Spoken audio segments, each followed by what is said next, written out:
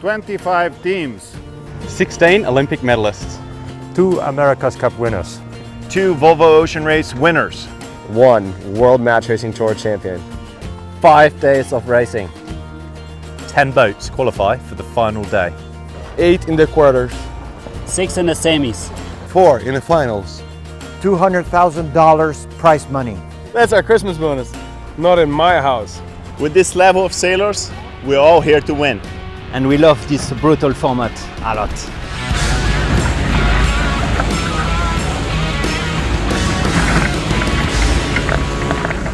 Welcome to the 4th Star Sailors League final, the most innovative knockout format in sailing. And what a place for the past, the future and the present legends of our sport to clash swords, the Bahamas.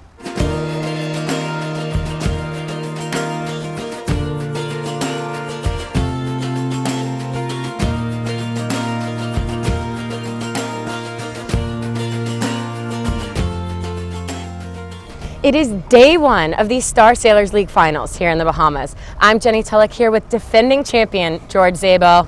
Tell us what you're expecting of the racing this year. I'm just really excited. The quality of the people here are really high, and we have more boats this year, and some expect to be really close, good racing, and just clean racing. Just can't wait to get out there and have a go at it. How have the practice days gone for you guys? It's been fantastic. Just every time we go upwind, we change one little thing and gone faster, and Dodo and I are doing great in the boat, and rhythm's good, and attitude's happy, and just really excited to get going today. Good luck out there then. Thank you. I have with me Shimei Fantella, 470 gold medalist in Rio, about to go sailing here in the Star. How do you think the boats compare? Are they similar or very, very different? They are both very technical, so I find it kind of similar.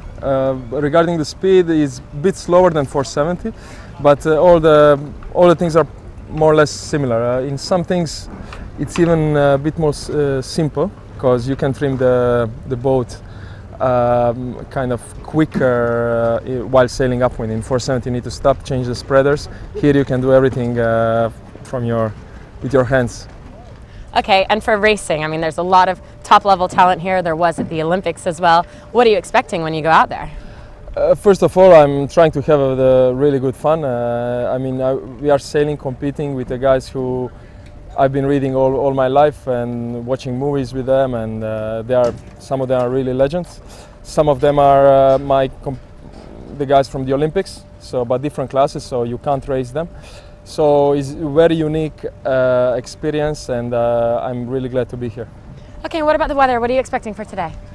I expect beautiful weather, maybe 10 to 15 knots, and next day seems to be the same, so really good place to sail. Excellent, well, good luck. Thank you very much. Well, that was just a few minutes ago down on the dock, and they've all left the dock. They're all out on the racecourse. We're just over 5 minutes away from the scheduled start of the first day of our 5-day competition, just 5 minutes away. And in our studio we have the lovely Kathleen Tock and Tyler Bjorn from Canada. Tyler, this is going to be a tasty championship. Oh, I'm so excited about this. Just getting the press release about a month ago when they had the confirmation of the 25 teams, and you just look at the talent that is there. I don't know of an event that it has such a stacked group, all on one race course, all in one spot, all at one time. And for me, what's so exciting is we've got people who finished their Olympic campaigns, and they've come back to the Star. We've missed them for the last 4 years, 2 years, and then versus last year, we have win this year and big waves out there, and it's going to be lots of fun and really excited for us to watch. Okay, well, we are all in for a treat. Let's have a look at the program for the week. Today we have just 2 races, and they're starting a little later in the day at 1 p.m. local time, which is really just to give the laser and the fin sailors and the match racers a little bit of time to tune in. So a gentle start, 2 races, and then the next 3 days up to 4 races a day starting at 11 local time. And then, of course, crunch time on Saturday, where the 10 go through to the quarter semis and the final. And, of course, the first 4 days, an extra day this year. So our competition is expanding in numbers, 25, and days, 5 days. So it's a bigger and better SSL final here for the 4th time in Nassau. And Tyler, let's have a look at these weather conditions right now on the race course. Yeah, no, it's looking pretty good. We had really big breeze yesterday. I think we were topped off at about 20, 22 knots, so it's kind of coming down a little bit. But still, I think with the first day for some of these newbies, as we'll call them, the match racers, guys who haven't had a lot of experience, even though they have some great crews out there, I think this is a nice little warm up, as you say, to get ready, to get acclimated with the boat and the conditions. So this is the race course. It's a standard windward leeward course, and we're off the eastern side of New Providence Island, just off Nassau. And most fleet racers will be familiar with this. A lot of the Olympic classes race these windward leeward courses. It is effectively up, down, and finish. So it's 2 laps, 4 legs. We're expecting the racing to last around 45 minutes. They're normally a lot longer in the championships, the world championships. They can be up to 2-3 hours, but we've got a crunched, smaller format for the SSL, which is better for everybody. Now, I'm hoping that we can fly out onto the race course where within the 5-minute... Okay, well, these are the actual conditions that you can see. This is our beauty cam. It's live. We are inside the clubhouse, and gives you a little flavour of what's out there. You can see the flags fluttering away. There's 10 to 14 knots. Yeah, and I think what people should take into account is that the race course, when you saw it, it's very far away. The sailors, they leave here around 11:30 for a 1 o'clock start. They're sailing upwind for about an hour, and that actually can take its toll on just energy going upwind. Sailing upwinds use a lot more energy. And also they're doing it in waves, so the crews are pretty wet, and but it's a really good, they have an hour warm-up just sailing out to the race course. And then when they get out there, they have quite a few more hours of the day out on the race course. Well, the tension is ramping up. We can head out to the water now, where our on-the-water commentator, Mr. Louay Habib, with Jenny Tulloch, the expert sailor from the USA. Hey, Louay, Jenny, it's great to see you. You both look well. And just what's the vibe, the flavour out there? Louay. Well, ladies first. Oh, ladies first. Well, the vibe right now is a lot better than it was about 20 minutes ago. As we were headed out, we got soaking wet. I don't know if you can tell from there how soaked we were in the rain shower that just came through. But then, of course, typical Bahamas, the sun just came right back out. The breeze is up. It looks like it's going to be fabulous racing. Yeah, absolutely. As you say, big squall came through, and the waves, Digby, I'm telling you, we were probably seeing, 2-meter waves at times. So, that's definitely going to play on the conditions, particularly for maybe the inexperienced teams here that are in the laser. I mean, they all know about waves and wind, but not in a star. So it's going to be really interesting, this first race. Talking to a few of the sailors at the Nassau Yacht Club earlier on, I was talking to Hubert Meckelbach, I should say. And he said he's just glad to be here. He was just out of qualifying the last 2 years, and he's qualified this year, and he's just over the moon to be here. And anything after that's a bonus. So, I think first race, well enough, Jenny, from your match racing, you can't win the regatta on your first race. But today's going to be about testing the water, seeing where you are and seeing what you can improve. Would that be a fair one? Yeah, absolutely. I mean, I think it's just about not screwing up, as you said, not losing the racing.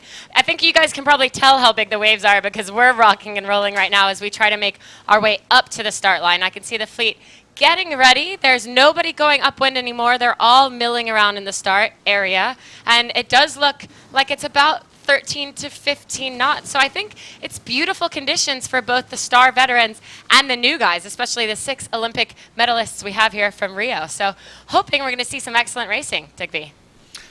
Thank you, Jenny and Louay. I think we will see some excellent racing. We are nearly 5 minutes to start. We'll let Louay and Jenny reset to get into their commentary position, and our camera boat out there, our America's Cup camera, which gets such glorious pictures. We're going to be using that and Virtual Eye and really analysing what's going on and chatting to some of the sailors like George Szabo and Dominic Zitsky and Mateusz Kuznierovic, literally just this morning, they were telling me that they loved the commentary because we kind of getting into their heads a little bit, and you know, that's a dream come true, I think, just analysing the fleet racing strategies. Now we have 25 boats on that start line. You can see it's fairly breezy, up to about 14 knots.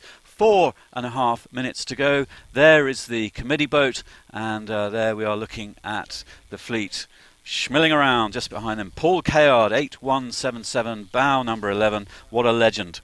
You know, last year at this time we were talking and we were all picking our favorites for the event. Yeah. And last year I picked the Polish, who have probably one of the best records at our SSL events. But this year I might be leaning a little bit towards Mark Mendelblatt. You've been doing the statistics. I have been doing the statistics. Yeah. Go on, tell us what's Mark's. Well, Mark has been in the top 3 in every single SSL event that he sailed in. And last year he wasn't here in Nassau because he was competing in the NACRA, the Catamaran Olympic class, with his wife. So we missed him last year in all of our events, but he's back, and he just won an event in Miami last weekend. So I'm putting my money on Mark. Okay, well, we're looking Ryan. at we're doing the bets, are we? Polish boat there, Mateusz Kuznierovic with Dominik Zitsky, and right there, Dr. Hubert Merkelbach, and also Klaus Olesen, both doctors, both medical doctors. So that is our medical team there from Germany and Denmark, and we wish them the very best. Hubert, a great lake sailor, and he's totally thrilled to be here at the final. He's made it. Yeah, I mean, Hubert's an excellent sailor. He won the Eastern Hemisphere Championship last year. He's always well accompanied with his crews. Yeah, well, I mean, anybody who's here, I think if you talk to every single person here, they're all excited because this is actually something that we've, you know, with being the 4th edition, people have been talking about it, people have been seeing it, it's on the web, and you know, the sailors go back to their TP52 teams and they talk about how it was. You know, I think this is slowly but surely becoming one of the premier events around the world. It is rippling out, and as I thought, it really is some of the past, the present and future legends of our sport all kind of mixing up. And there was a little moment this morning at the skipper's briefing, just after the skipper's briefing, which was a spontaneous moment where they all circled round each other and everyone gave each other hugs and shook hands, and there was that just told me that this has a great spirit, the Star Sailors. Well, I mean, you know what I found interesting, and again, I'm the guy who always talks about the crews. You know, when you go through the list, we've always sort of had a few new skippers coming in, new sailors qualified, being a part of this, but we have a standard crew group that are here, and the camaraderie between these guys, and we've always had that. I mean, it's always been that way. It's been a really cool scene through my experiences as a crew. They're tight. And you swap round a little bit, you know, between skippers and everything. It's quite nice. We see quite a few changes here from the past. Not always that we want to change, but we don't have a choice. But you know, you're told where you go, and you do the best job as a crew would do, and this, you know, this is the cream of the crop. Okay, well, we're coming up to 1.5 minutes towards the first race start, and a lot going on that race course right now. We're looking virtually over the committee boat towards the pin end, and I think that was Caleb Payne. See that Caleb Payne with Ian Coleman there. Well, I think they're just going to feel this out, you know. From just a view of these pictures, it looks puffy. It looks like you can see the different colors of the water. When it gets darker, it's a puff coming, a stronger piece of breeze. So it looks like it's changing up a little bit, and we're coming into 1 minute. Okay, we hear a gun. I think virtually we're just lagging. About 6 seconds off 6 seconds. That's just purely satellite delay and all that kind of jazz. But we're right behind the line. You can see the committee boat, the orange flag, and the star flag will go down on the start as our camera boat moves their way up to hit the line with the fleet. And Kuznierovic and Zitsky, bottom of our screen. The Poles, Kuznierovic, gold medalist from the Olympics, right there with Rohart Ponceau, Xavier Rohart, number 1 in the SSL standings with Pierre Alexis Ponceau, and they won the event in Hamburg, the first city Grand Slam. Looks like they want the boat at this point. They both want the boat ends, as does Diaz and Boltins. It looks like we're a little bit behind with the camera right now because most of the sailors are on the line.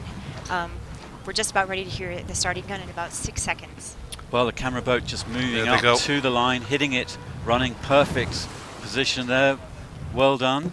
And We heard the start gun go, and away they go. Stay with a live shot. Nice. The Poles seem to have a good start there.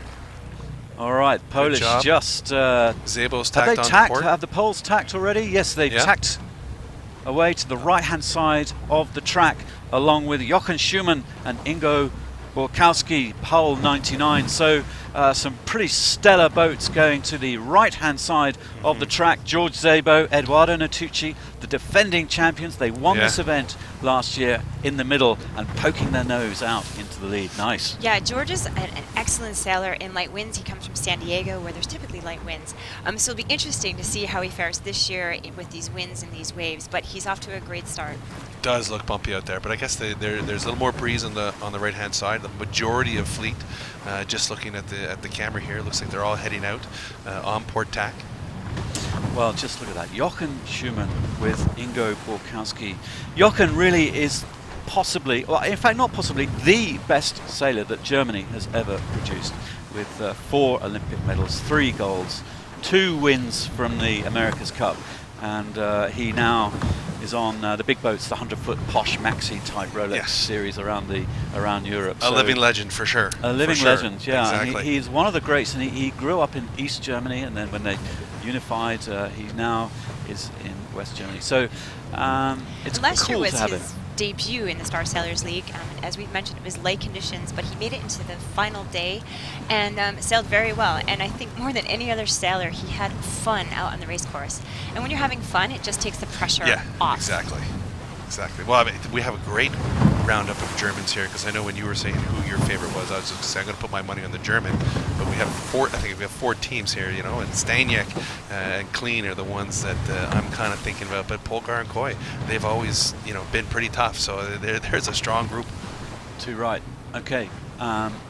Just to leeward, to windward, sorry, and a little bit further behind, Merkelbach Olesen just slipping in terms of boat speed off that start line. They didn't nail that start, but Schumann and Borkowski taking the far right with the Poles, Kuzniewicz and Zitsky. And then the Frenchmen, Rohard and Ponceau, Americans Payne, Coleman, Oletza and Mello. A couple of youngsters there, some rookies, with then Taylor Canfield, the World Match Racing champ from 2013, in the middle, in the mix. So very exciting. It's early days, first race of our 5-day championship for the Star Sailors League final in the Bahamas. Yeah, I mean, again, when you look at these, at the footage, it is bumpy out there. Yeah. So I mean, there's a lot. Even the wind sort of really changes on the sails when it's bumpy like that. You really have to keep it going. You don't want to slam the bow into the waves to be pushed back. And every inch, for sure, every inch right now is being fought for as they go up. Probably a little bit more with the top guys who are a little more used to these boats. It does get more damaging for the new guys who just don't keep the pace going. But again, it's a long race, and when they get around the corner at the top of the mark, the pumping comes into play, and I guess the crew will be able to assist a lot more with the speed that they're going to attain downwind. Now you're looking at the camera right now, and you can see the skippers they're hiking, they're leaning out, but you notice you don't really see the crews. And Tyler, tell us about where are the crews? Why can't we see them? No, well, exactly. We're hanging over the side. We're getting soaked. Again, this is also, if you have a really good crew, one of the best things that you can do, or the key effectives you can have, is that if you could straight leg hike just doing certain aspects, that just powers up the boat more. It can plow through the waves a little more effectively, and then maybe you get that 1 inch, 2 inch, 1 foot gain. And I think you guys got Bruno, guys like Friedhof Klein. These guys, they have the power, they have the knowledge and the experience from the Olympics that they know that this is the type of stuff you need to do early on. Well, early on in this first leg of 4 in race 1, Szabo and Natucci beginning to nudge out a little lead there in the middle of the track. That was interesting. And there's Mark Mendelblatt with Brian Farty, the winners a couple of years back. So these guys are back and meaning business. And there is Bo Christensen with Steve Milne. Bo Christensen, the Finn sailor. So if you've just joined and you're tuning in for the first time to a Star Sailors League event, just to give you a little idea, this whole league runs through the year, through all the Star events, and the top 12 qualified to come to the final to duke it out for a piece of the $200,000 prize money, and then we get all these VIPs. And we've got more VIPs and rookies this year from the match racing world, the Olympic world, Fin world, and so on and so forth. And really, it's a most unusual campaign. Just when you sit there, you mentioned the Olympic world. I mean, these guys are coming off the podium. 4 months ago, the top of the world of sailing at the biggest event that you can be at. Champions, lasers, the laser class. We have all 3 podium finishes here. And I think this is just something for sure that they come in and I know when they get a taste of this, and I do believe there were a couple training camps going on internationally. I believe there was one in Brazil. There was a couple in Garda.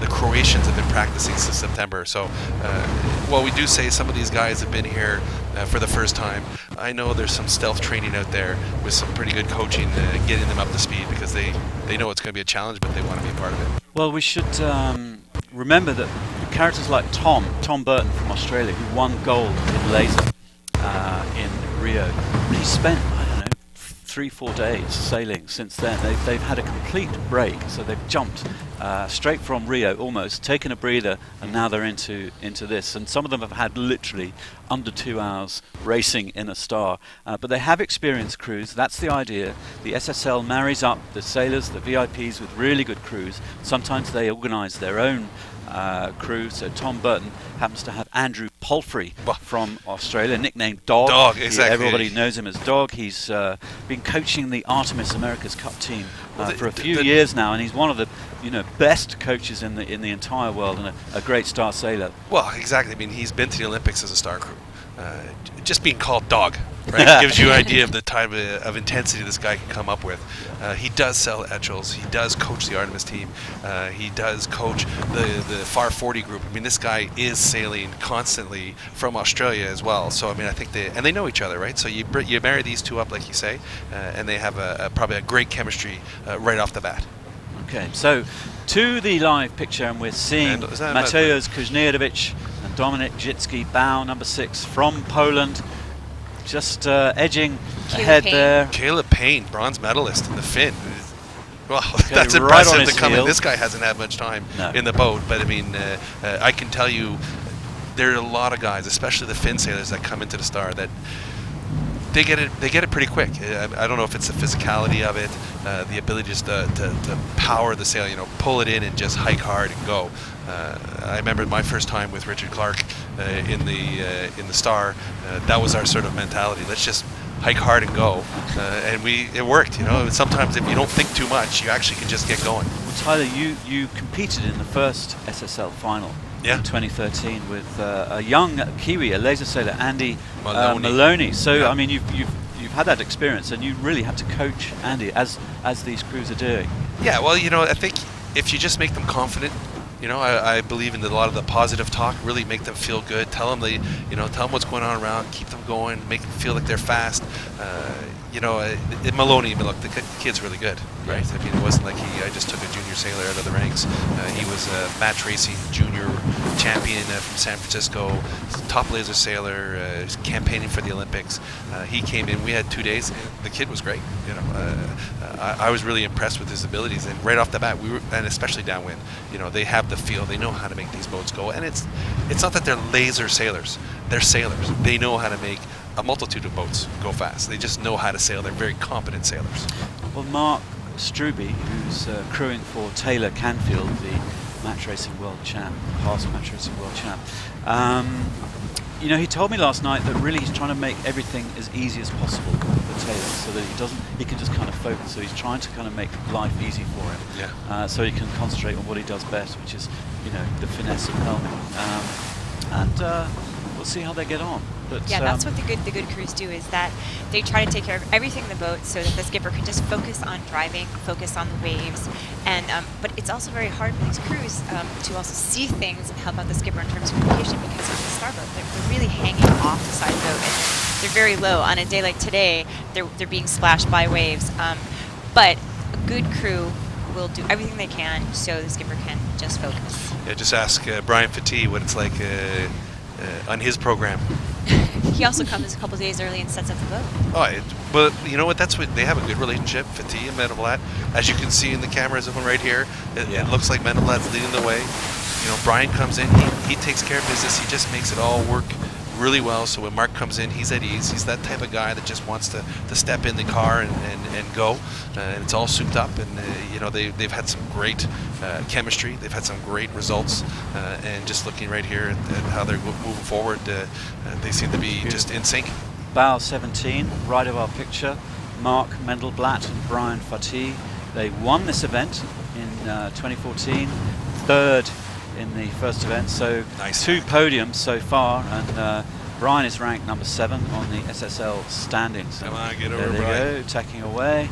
Coming into contact now with the Supremo, Mr. Robert Scheidt, sailing this year with Henry Björning, the Brazilians, and look at that, Robert Scheidt, and he won the first. Whoa, big waves out there, and our guys on the boat are hammering along. I wonder if we can get hold of Lue out there and just get a bit of flavour. Lue, I'm sure you're sort of just gripping on. There's a really nice battle at the front. We're looking at Robert Scheidt just maybe tacking across the German team there. Holger and Coy. Over to you, Lue. Yes, hi there, Diggers. Obviously, you know, first beat of the entire Star Sailors League final, and it looked like Wright came good for this pack of boats here, led by Robert Scheidt. And over on the Rose Island side, it doesn't look as good. Obviously, when they tack over, they're going to be without Wrights on port tack as well. So, looked like a good job. We saw Kuzniewicz and Jutski leading out here on the right-hand side, but they may have they went all the way to the ley line. They're pretty comfortable getting on the ley line there. I'd say Scheidt is not comfortable getting on that ley line. He's going to have to put in a couple of hitches as they come in. But, you know, there's a lot of golf in this hole yet, Digby. We've got days of this yet, and this, you know, this first beat really is a bit of a loosener. But just looking back at that start, some of these guys had hardly ever been in the Star before, and that was as competitive a start as you're going to see in any racing. You know, the Star Sailors League final is unique.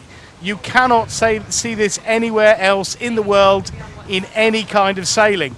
Yeah, you know, obviously they're racing, Digby, but this is the first action of 5 days of glorious action.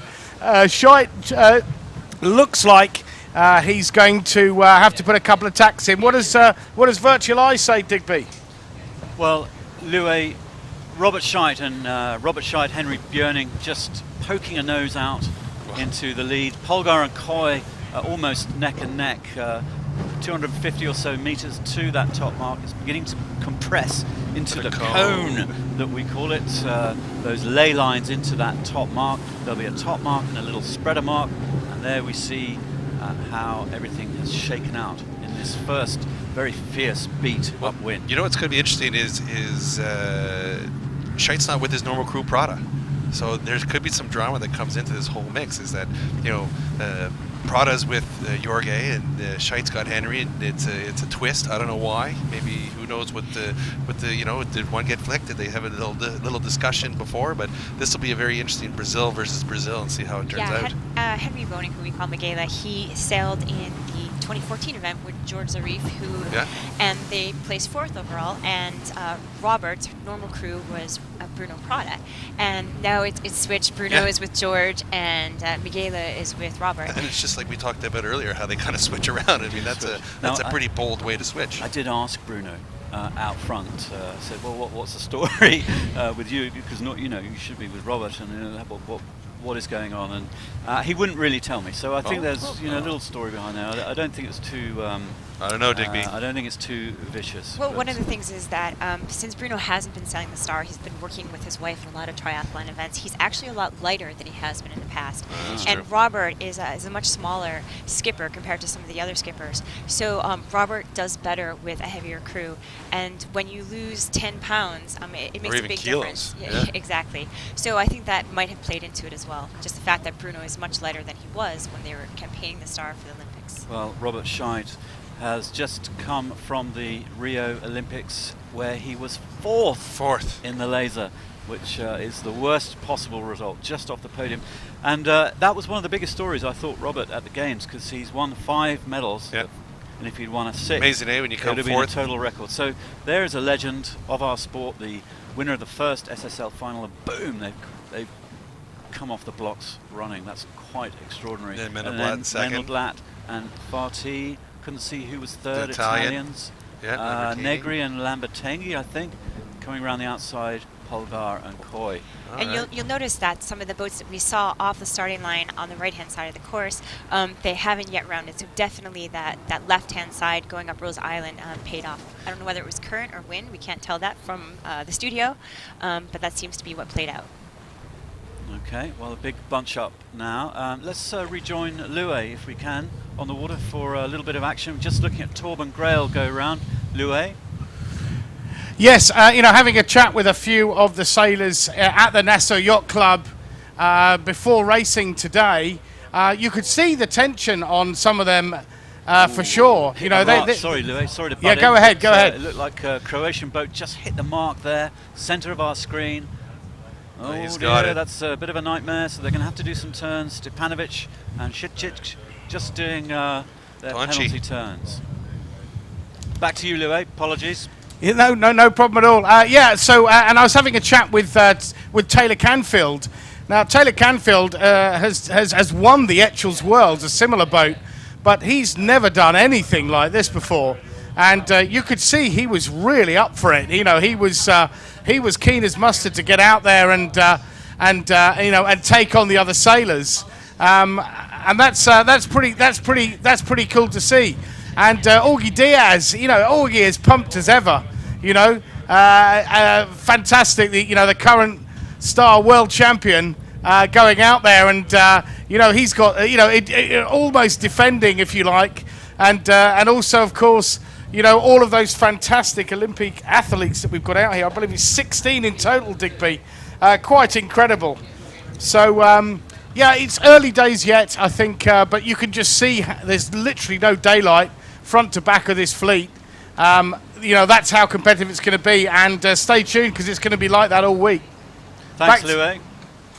All good, Loué. Well, we're just taking a close look at Jonas Ho Jensen with Steve Milne battling away with George Zarif and Bruno Prada.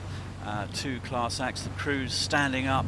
Tyler, you've been there, and they're pumping away. This is getting really physical now.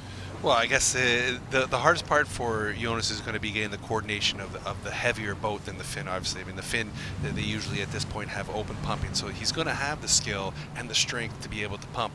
And now it's just getting the coordination of the crew, getting the coordination of the heavy boat. Right now, it's going to be tough because it looks like it's a lot bumpier than the wind sort of you want with the wind, right? We got a little residue from last couple of days, so it's going to be tough. But the crew, they got to be up there. They're hanging on to the mast. They're just trying to get the coordination going, get the jib nice and filled, and just get the combination going.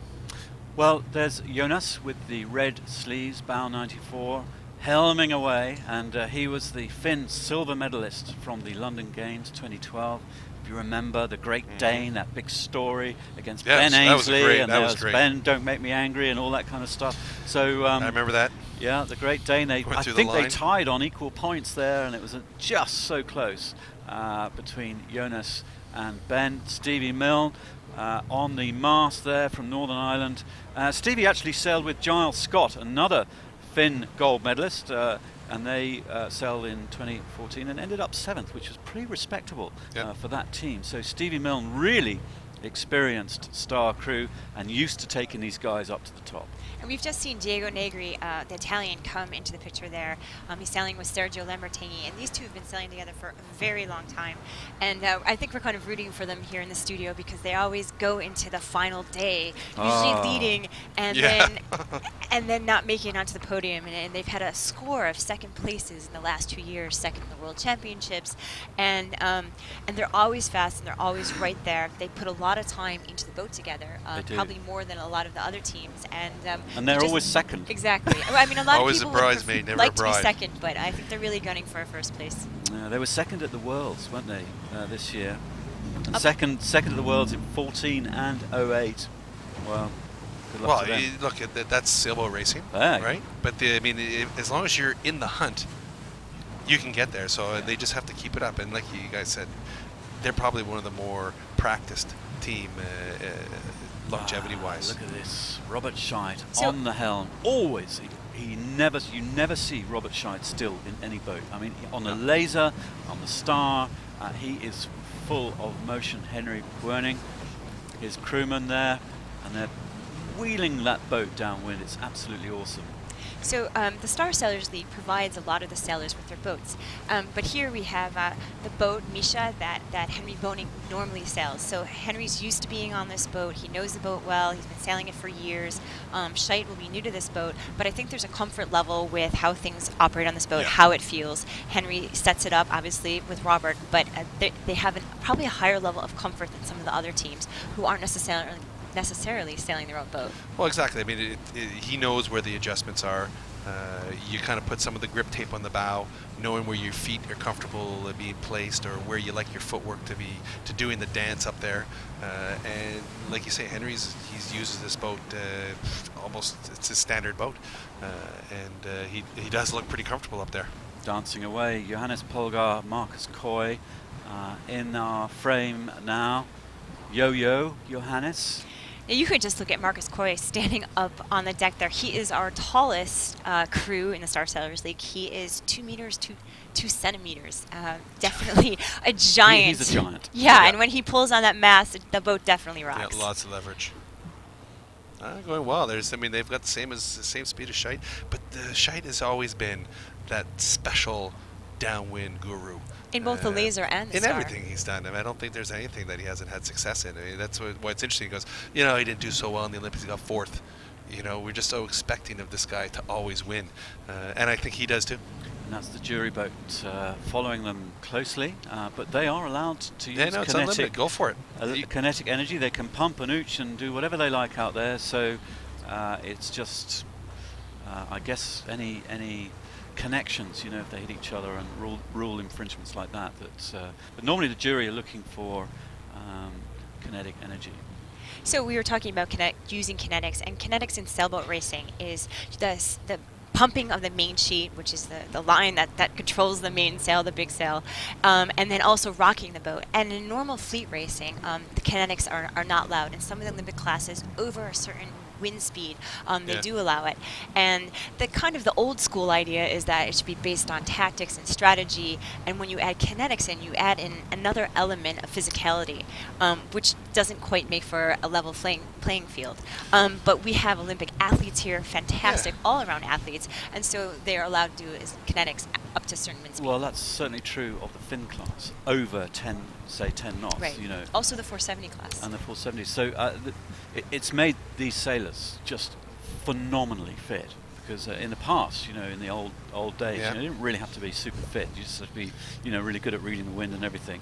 But now, at the Olympic level, for the Finns, any Olympic class, they are uber fit. In fact, the windsurfers, the RSX sailors, are just crazily fit because of the pumping and ooching that they do almost all the way around the track. Now, also with kinetics, it's very important to understand that if you pump the main sheet at the wrong time, if you rock the boat at the wrong time, you can actually make your boat go slower. So it's just not sheer strength that makes the boat go fast. There's a certain timing. The skipper will feel a pressure on the main sheet, and the bow will suck down, and then they pump the main sheet. But that timing has got to be coordinated on a double-handed boat like the Star between both the skipper and the crew. And so some of these teams have been sailing together for a long time. They're going to have a much better feeling when they're using kinetics than other teams. Well, for sure, the coordination, it's all about the coordination and the flow and keeping it. You'll notice the sails flutter a little bit on it. If they kind of time it wrong, you can see the wind sort of backs the main, and that's not fast. So it is a technique, and I love the fact that you can pump, because it does bring that physicality. It does bring in that athleticism and put a big proponent on being fit and get to the gym. So nice good on them. Shot there, Robert Scheid, Henry Buerning at the mast. The jury boat flying down to the bottom gate. We're not too far off it, but what a way to start this regatta. And the 2016 SSL final, the 4th final here to come blasting out of the blocks to lead such a quality fleet. Right behind them, the superstars Mark Mendelblatt with Brian Farty champing at the bit, and then the Germans Johannes Polgar with the big man Marcus Coy in third place, and then I think it's Negri and Lambertenghi in fourth. So they are our top four, about to go down towards that bottom gate, and then Virtual Eye can give us a little view of where we're at. Polgar and Coy more in the centre of the game, so they're picking their lanes down towards that bottom gate, and you can see a big compression right behind them. But a very nice lead, Scheidt and Björning at the moment. So now you can see we have a gate at the leeward mark, and the sailors can choose to go around one mark or the other. And so right about now, Scheidt and Boning, as well Mendelblatt and Fatigue, they're thinking about which mark they're going to go around. They're already thinking about it probably a couple of minutes ago. Yeah, because one mark is going to be favored versus the other. Yeah, you want to pick the one, obviously the one that's closer to the windward mark to give you the shortest distance. Also the one that's going to give you look at that. Simultaneous the best mark roundings, and the Americans choosing to head left, and the Brazilians choosing to head right. So they want to avoid the traffic now coming down towards that top mark, and I would say Mendelblatt has probably tactically picked that right, because it seemed to go better on the left off the start line. It could be that Scheidt chose the other mark because of the phase of the wind. Being on port tack right now might be slightly more lifted, but we saw in the last upwind leg that there seemed to be better pressure on the left-hand side. So George Zarif, Bruno Parda there in the green bibs, heading around. Our jury and umpires right there in the scene, ready with his red flag. You can see him on the bow as they compress around. George Szabo and Eduardo Natucci, bow number 2, the defending champs, just followed by Jonas Ho Christensen from Denmark and Stevie Mill from GBR. Then our Xavier Rohart, the number 1 ranked. That's the number 1 on his hull. He's the top ranked skipper in the SSL, and these guys came from winning the City Grand Slam in Hamburg this year, where they had quite a big duke out with Torben Grail, which was rather exciting. And Grail is back and meaning business, and I think he wants to take it to the Frenchman. He's not going to let that happen again. As the rest of the fleet comes through, Hubert Merkelbach, Klaus Olesen, German-Danish team, followed by Jochen Schumann and Ingo Borkowski, hull 99. I think the race committee is going to be very happy with this mark rounding. Usually a race committee prefers it when half the fleet goes around one mark and half the fleet goes around the other mark, and that means that they've set up a fairly even fair course, that one side of the race course isn't favored versus another. And that's busy down there, and we can see Stepanovic and Šipčić, hull 19, not having the best mark rounding. They hit the mark at the top, and they're not having the best mark rounding at the bottom. So let's see how they get on around. It is race number 1 in day number 1 of the Star Sailors League final in the Bahamas. We have 5 days of competition. We're halfway through the first race, 2 races today. And the sun is shining, the wind is blowing, and our fleet are off, and our camera boat is out there bobbing up and down, smashing their way around the course, and Louis is out there on our film catamaran. Louis, what can you see? Well, as we've been talking about, Robert Scheidt sailing with Henry Boning. Don't forget, that's Lars Grail's crew. You know, he's learnt from one of the best star sailors for sure. So Robert Scheidt isn't exactly impeded by having Henry as his crew. And yeah, Robert these days lives on Lake Garda, and he trains downwind in the morning, has some lunch, and the way Lake Garda works, the wind swings round in the afternoon. Then he sails downwind for another 2 hours in the afternoon, and he is incredibly quick downwind, as we were saying in the Laser, and also obviously in the Star. Interesting to say Xavier Rohart coming back in there. He had a fairly conservative start, but he's right in there with the mix as well. But really nice to see Spogar and I'm gonna get it right. It's Biarritz coming through as well. We got one of the VIP teams doing very well over here on the right hand side. What we happened, just see the big picture. We had a big squall come through just before the start of the race. That sucked the breeze out, so the wind was a lot lighter for the first 2 legs. You can start to see some white caps appearing offshore, and I think the breeze is going to be building, so they'll be looking at different trim, different settings on the rig as well. The breeze is slightly up at the moment, but I think we're going to see this build breeze back up to maybe 15 plus knots during this race. But good to see Scheidt there right at the front there. Negri, who went left at that bottom mark, is right up with him, so I think a bit of a gain on the left-hand side perhaps, but we'll see how it's panning out. But we've got a breakaway of 4 boats: Scheidt, Negri, and Brazilian, and I believe that's Medenblatt over on the over on the left-hand side. But those 4 boats clear away. But let's see how our Slovenian friends get on. Sabogar and Berenitz, who are right over here on the right-hand side. And I would say they're coming into some very good pressure at the moment. I think they'll probably be challenging those leaders by the time we get to the top mark. Back to you, Diggers. Thank you, Louis. Well, we can see quite a spread after that bottom gate, and the leaders taking the middle course, that little clump of 3, Scheidt, Björning, and the Italians, Negri and Lambertenghi, and then the Americans, Mendelblatt and Fati, and then George Zarif there from Brazil, the young Finn sailor. And nearest us, the Slovenian Vasily Zbogar with Zombor Perec. Is that how we pronounce it? Perec? Or Hungarian. Yeah. They've come together for this event. It's the first time that Vasily has sailed in the Star Sailors League, and he's one of the biggest. He's one of the biggest star sailors in Slovenia. He was the flag bearer at the Rio Olympics for their whole team, and I think he's the only medalist. There were won 5 silver flag at Rio. bearers at the Olympics that were sailors. Did you know that? Say that again. 5 flag bearers in this year's Olympics. I mean, that's quite an honor to have so many sailors actually carrying the flag in for their country. I mean, that's probably one of the biggest honors you can have.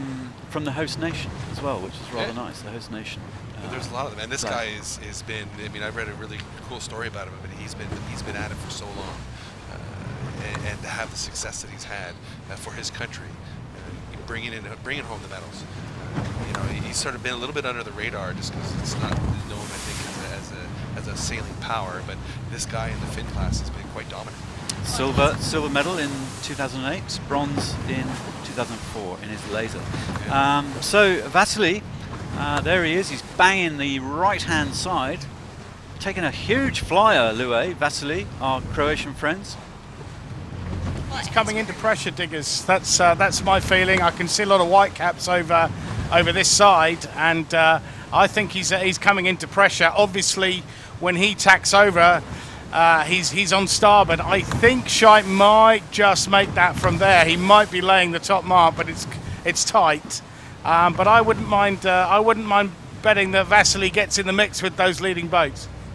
There is the Croatian flag, beautiful red, yellow, and red, white, and blue with the mountains. There they go. Vasily Zbogar with Zombor Perec from Hungary, bow 95, and away they go.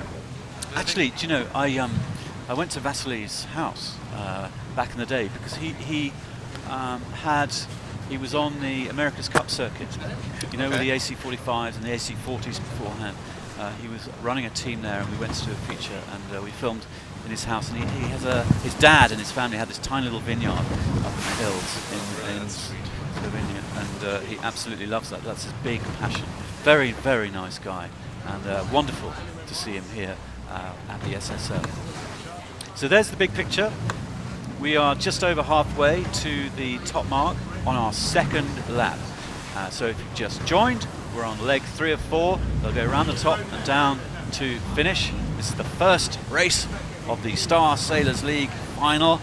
2016 is the 4th time we've been here in the Bahamas, and we have more sailors here. We have 50 sailors, 25 boats, and we're racing for 5 days. This is day number 1, race number 1, and straight off the line, the brilliant Brazilians, Scheidt and Björning flying off that start line to take the lead. Is flying. We watched him on the first opening leg, and compared to the skipper's rally,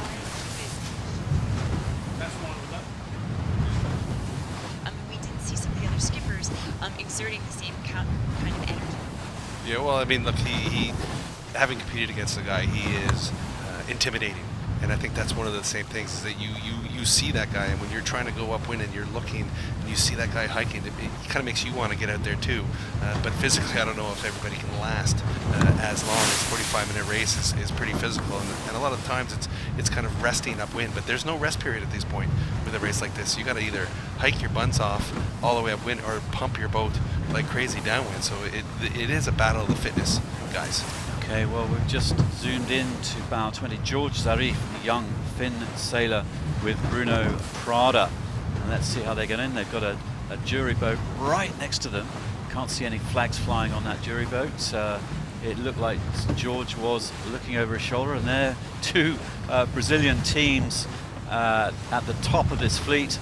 Zarif and Prada, 5 knots or so upwind. Very nice going. Bruno Prada, total legend in this sport, one of the best crews in the entire world. He's been, I think, the longest running #1 crew in the Star Sailors League. Well, he told me the other day it's like, I don't know, 18 months or something like that, but it's a record, and there he is, #1 crew. And George and Bruno are very good friends.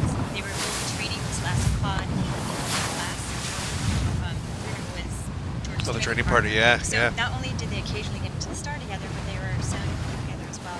And I think one of the things is they enjoy sailing together, and as you said before, when you're enjoying it, it's easier to do better, go faster. Well, it's just the synergy in the boat. It just becomes that much simpler, that much cooler when you're friends. You don't get, you don't take things personally if one guy gets upset. I've never sailed with George. I don't know if he's a hot-headed kind of guy, but you don't take things personally. If you need him to just vent a little bit, let him vent and then keep on trucking.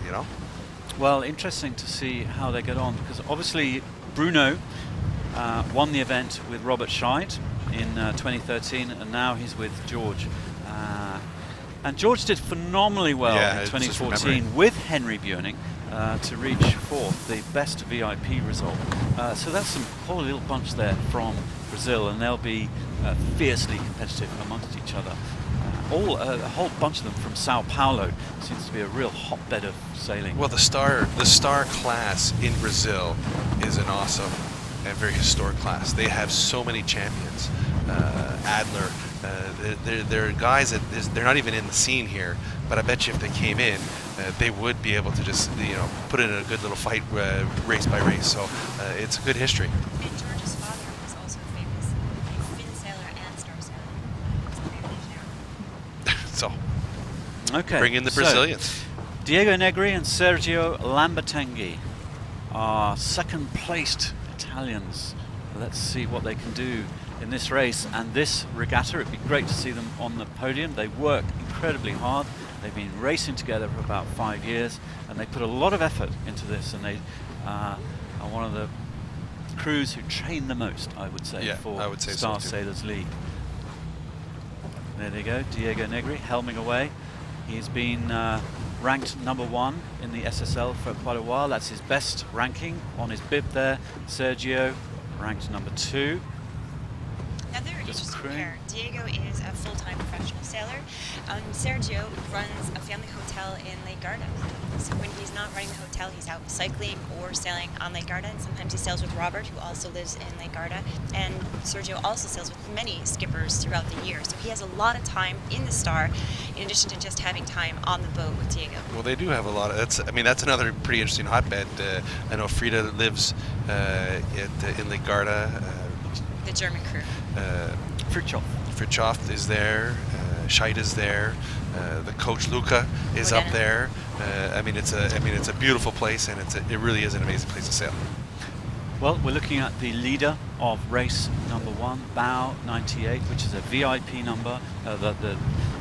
When you get into the 80s and 90s, those are the VIPs who've been invited, because obviously Robert's been campaigning his laser for the Olympics, so he hasn't been into the Star Sailors League for a couple of years. So he's got back into the Star, and away he goes. And Just see his shoulders going back and Straight out. forth, and he's just incredible how he moves the boat. He's not as heavy as some of the other skippers, but the energy that he puts into ooching the boat forward and back and just leaning out, and it's incredible to watch. Well, what's kind of fascinating is that Robert is just one of these fireballs on the water.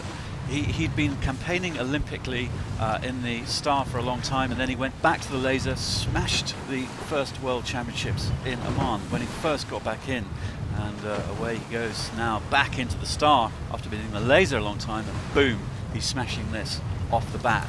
And it's quite a declaration, I would say. Well, he's a sheer, raw, talented sailor. You know, I think we have a breakdown there. We have a retirement, unfortunately. Sam Meach from New Zealand with Craig Monk. Oh, that's a real shame. They've had to pull out, I think. They've had a bit of damage, a bit of breakages on there.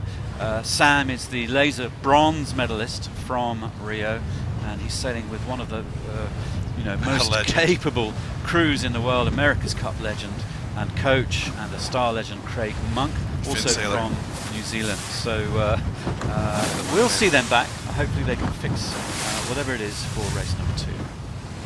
Yeah, they do have a boat out in the water to assist sailors in the event of a breakdown like this, and to try to get them out in the water as fast as they can.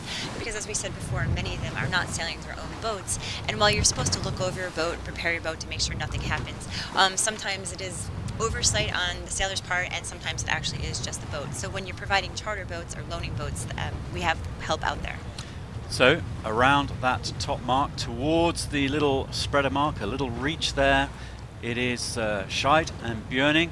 Right behind them, second place, Mendelblatt with Fatih, and then the Italians Negri and Lambertenghi, and behind them Johannes Polgar with Marcus Coy. So that little group of 4 around the top mark, taking it away, Louis, that little group of 4, but we're going to see a big ball up coming up towards that top.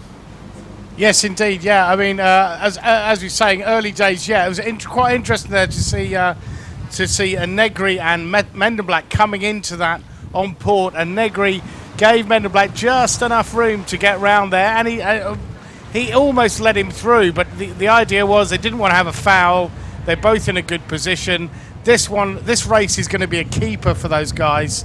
So you could see Negri there playing it a little bit sensibly, and Mendelblatt also playing it sensibly. They've got a keeper. It's not about winning. To interrupt, yeah, sure. Yeah, go ahead. Just looking at George Zabo, there's a red flag flying from the umpire. I think Zabo was flying his little protest flag.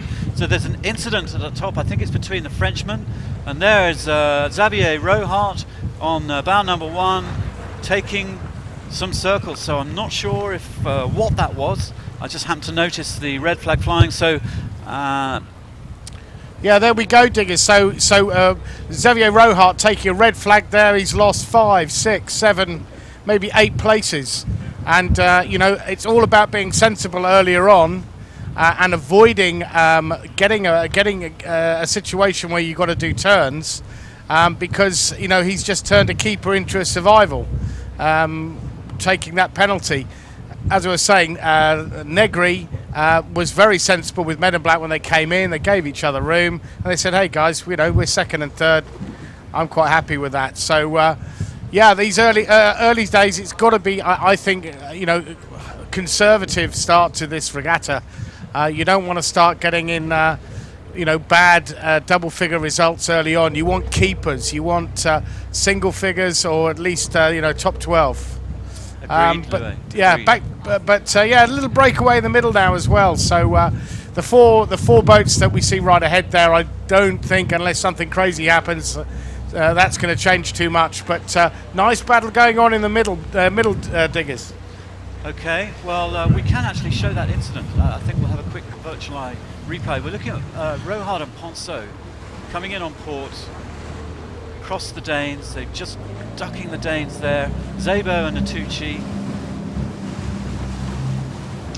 having to move out the way. Yeah, the boat on port tack does not have right away coming into the mark like that. They would have to duck them or tack away before getting into the way of them. So the starboard boat always has right away. Yeah, it was a little too close, I guess, on Rohart's part, and it's tough. He didn't really have much option as you look. I don't think he could have ducked George. Probably the smartest thing would have been to duck George, and you're only losing one boat. And as they say, you don't win the regatta on the first day, but you can lose it if you get some really bad results. And then all of a sudden you're sort of coming from behind. But Xavier's he's a calm, cool, collected sailor. He just takes it. It didn't look like, some guys, they yell and scream and they're all upset. He just, let me do my turns, right back at it, and see if I can catch another 1 or 2 boats. Because again, we don't have to win right now. You just have to be almost in the top half just to get into the next stage. So, if you've just joined us, the format of this Star Sailors League final in the Bahamas is that all the teams, all 25 teams here, the 50 sailors, have 4 days to race against each other. And really it's all about making the top 10 cut. Now whoever wins the 4-day championships gets a leapfrog into the final, and whoever's second gets a leapfrog into the semis. So the top 10 will go through, 8 will sail in the quarterfinals on Saturday, then it goes down to 6, and then it goes down to 4 in the finals. And you know that if you've won the if you've won this round robin, the qualifiers in these first 4 days, you're guaranteed minimum 4th place. So there's quite a lot of impetus to do well in these early rounds here, in these early races. But overall, every team wants to make that top 10. That's the mission in days 1, 2, 3 and 4, because then you're out and commentating with us. Yeah, there you go. The booby prize. But here we go. We're towards the back, towards the front of the fleet as they head down towards the finish line. We're looking at Sergio Lambertenghi, the big Italian crewman, with Diego Negri almost from our picture neck and neck with Henry Björning and Robert Scheidt from Brazil, pulling out a lead, and you can just see them ooching and squeezing down these waves, picking up a little bit of speed and rocking them and pooching, and away they go. And an amazing sight. Very nice shot there. Mendelblatt and Fatih are in the mix in second place. These top 4 almost breaking away from the rest of the fleet, and Polgar and Coy taking a more middle route down towards the finish. Interesting to see the Brazilian duo of Zarif and Prada up there into 5th, 6th place. Aletso Melo in 5th, 6th, and then Ho Christensen with Steve Meln up there in the top 10. Rohard and Ponce lost about 3, maybe 4 places there with that incident at the top mark, but they are still in the top half of the fleet. Now the top 4 boats, actually, they gained some distance on the rest of the fleet in that last upwind leg, and they're pretty much out in the front right now. I think where the toughest battle is in the pack just behind them. When you have more boats sailing together, it's harder to make gains. Not as much clear air. Zarif and Prada, they're not in that pack, so they're probably going to gain a little bit more distance on that pack, but that's definitely where the fight is going on right now. Okay, here's Mendelblatt and Fatih. Brian on the mast there, Brian Fatih, who's prepared the boat. He's a full-time star crew, pretty much. That's how he makes his living, and he sails for all kinds of people. And these guys have a magic combination here. Mark just turned up yesterday, and Brian had the boat ready, standard procedure, rock star sailors, and Mark just took it. But they've been training for this. They've had a little practice, and they won a little regatta a week or 2 ago, and so they're on form. They're not coming into this regatta cold, but they have that lovely comfort of knowing each other so well and working with each other so well. Big advantage. And they're also sailing their boat, and Brian is meticulous with setting up the boat, tuning the boat. You see him in Miami spending hours working on his boat, and he knows exactly where it's at. And I think Mark has a great trust in his ability to set up the boat, to be able to fly in the day before and just hop on the boat and go. Yeah, there's a confidence factor for sure that you have to have in all sports, in your teammates, to be able to get the stuff done properly. And for sure those guys have a confidence in each other. Well, how interesting. Let's see how George Zarif and Bruno Prada do, hammering down the left-hand side. They'll jibe over and maybe have a little bit more speed to get into that top 5. I would say they're about 5th at the moment, and there's the top 4 going to the finish line. Almost 30 meters lead for Scheidt and Björning, Mendelblatt and Fatih behind them, Negri and Lambertenghi in cleaner air. Yeah, well, and it could be the wave angle. that they have may give. I mean, George may be going a little bit harder to the left-hand side, looking down. That when he does his jibe, he will have a nicer angle with the waves, be able to surf, maybe get more speed and cover more ground in the latter parts of this race, just to maybe nip in and catch a few boats just at the finish. There's wave angle and there's a little bit of tide. They're around low tide at the moment, so there's not going to be an awful lot of current out there, but it will come into play over the next week, over the next 5 days. But well, when you have the breeze that we had for the last 2 days coming in, it builds a surf, it builds a wave direction that just because the wind sort of starts dying or changing direction doesn't change the sea state. So it does play a pretty big game, and especially going upwind as well. Sometimes the wind angle makes you go straight into the waves, which makes it a lot more difficult as opposed to a little side to smoothly go over. And it's the same thing as for downwind. Like I mean, that shot right there showed shite right on the side of the wave, so you don't really have the ability to surf down it. You're almost coming across it on what looked to be port tack. So I think the more favorable downwind angle is going to be on starboard tack. Well, the Italians at the bottom of our screen virtually making their charge now towards. They've thought about their game, their strategy on this downwind leg. They've picked the middle. Mendelblatt and Fatih are attacking the leaders on that little line, but the Italians could be in the money here on the middle. We'll see how they get on. Still maintaining that almost 30-meter lead. Well, you want a nice clear lane, right? Yeah, one of the things is you're talking about a lead here that's only about 30 meters. In a lot of our SSL races, we have leads that are 100 meters. So in this race today, the boats, especially in the front, are very close to one another, and that's why catching that one wave to catch maybe just 1 meter more of distance makes all the difference in the world. And so the skippers are very focused on finding the wave and pumping at the correct moment to get that extra speed, that extra momentum out of each pump. And we're coming close here. Well, they're passing going through that bottom gate, and they'll be hitting that finish line any second now. I would say that final jibe. Little jibe there from Robert. And as you saw on the jibe, the crew has to switch the pole. Hat. He always has a little his yellow hat from his sponsor. Brazil. Yeah. Yeah, and it's always cocked to the side. Hey, it's always got a little bit Louis of an has angle. a theory about that. We'll come to that in a little bit about Louis' little theory. But here we go. The Americans managing to gain a little there from our camera angle, just meters to the finish of race number 1. But at the moment, I think it's a win for Robert Scheidt and Henry Björning crossing that finish line. Italians very close to the result. The Americans just following them in second. The Italians did everything they could to overtake the Americans, but they're going to take 3rd place in this first race. Where's Jorge coming in here? Top 3 through, 1, 2 and 3. George. And if we pan back to the finish line, we will see. And you can see there they gained guys even more distance. Polgar and Coy, they've managed to hold 4th position through the entire race. They fell back from the front pack, but 4th place is as good as it gets. They just want to be in the top 10, top 5, so I think they're going to be very happy. Well, there's the top 4, and here's the number Argentinians, 5. look at that. Check this out. Where did they come from? Facundo Aletza, Federico Melo. That's an awesome first race for those guys. In fact, we haven't talked about them much during this race. We haven't really focused on them, but we will do, and that's a stunning result for them, as well as the Dane Jonas Hoeg Christensen with Steve Milne, and then the next Brazilian crew, George Zarif with Bruno Prada. So it's nice to see some VIPs up there Here's a already. Nice battle. Here's a duking it out battle between Szabo and Natucci and the Poles, Mateusz Kuzniewicz and Jitski, neck and neck towards that finish line. How tight is this? I think George Szabo, the Americans, have just got it by a whisker, by less than half a boat length over the Americans. Look at the French coming in even after that little skirmish they had. Good recovery.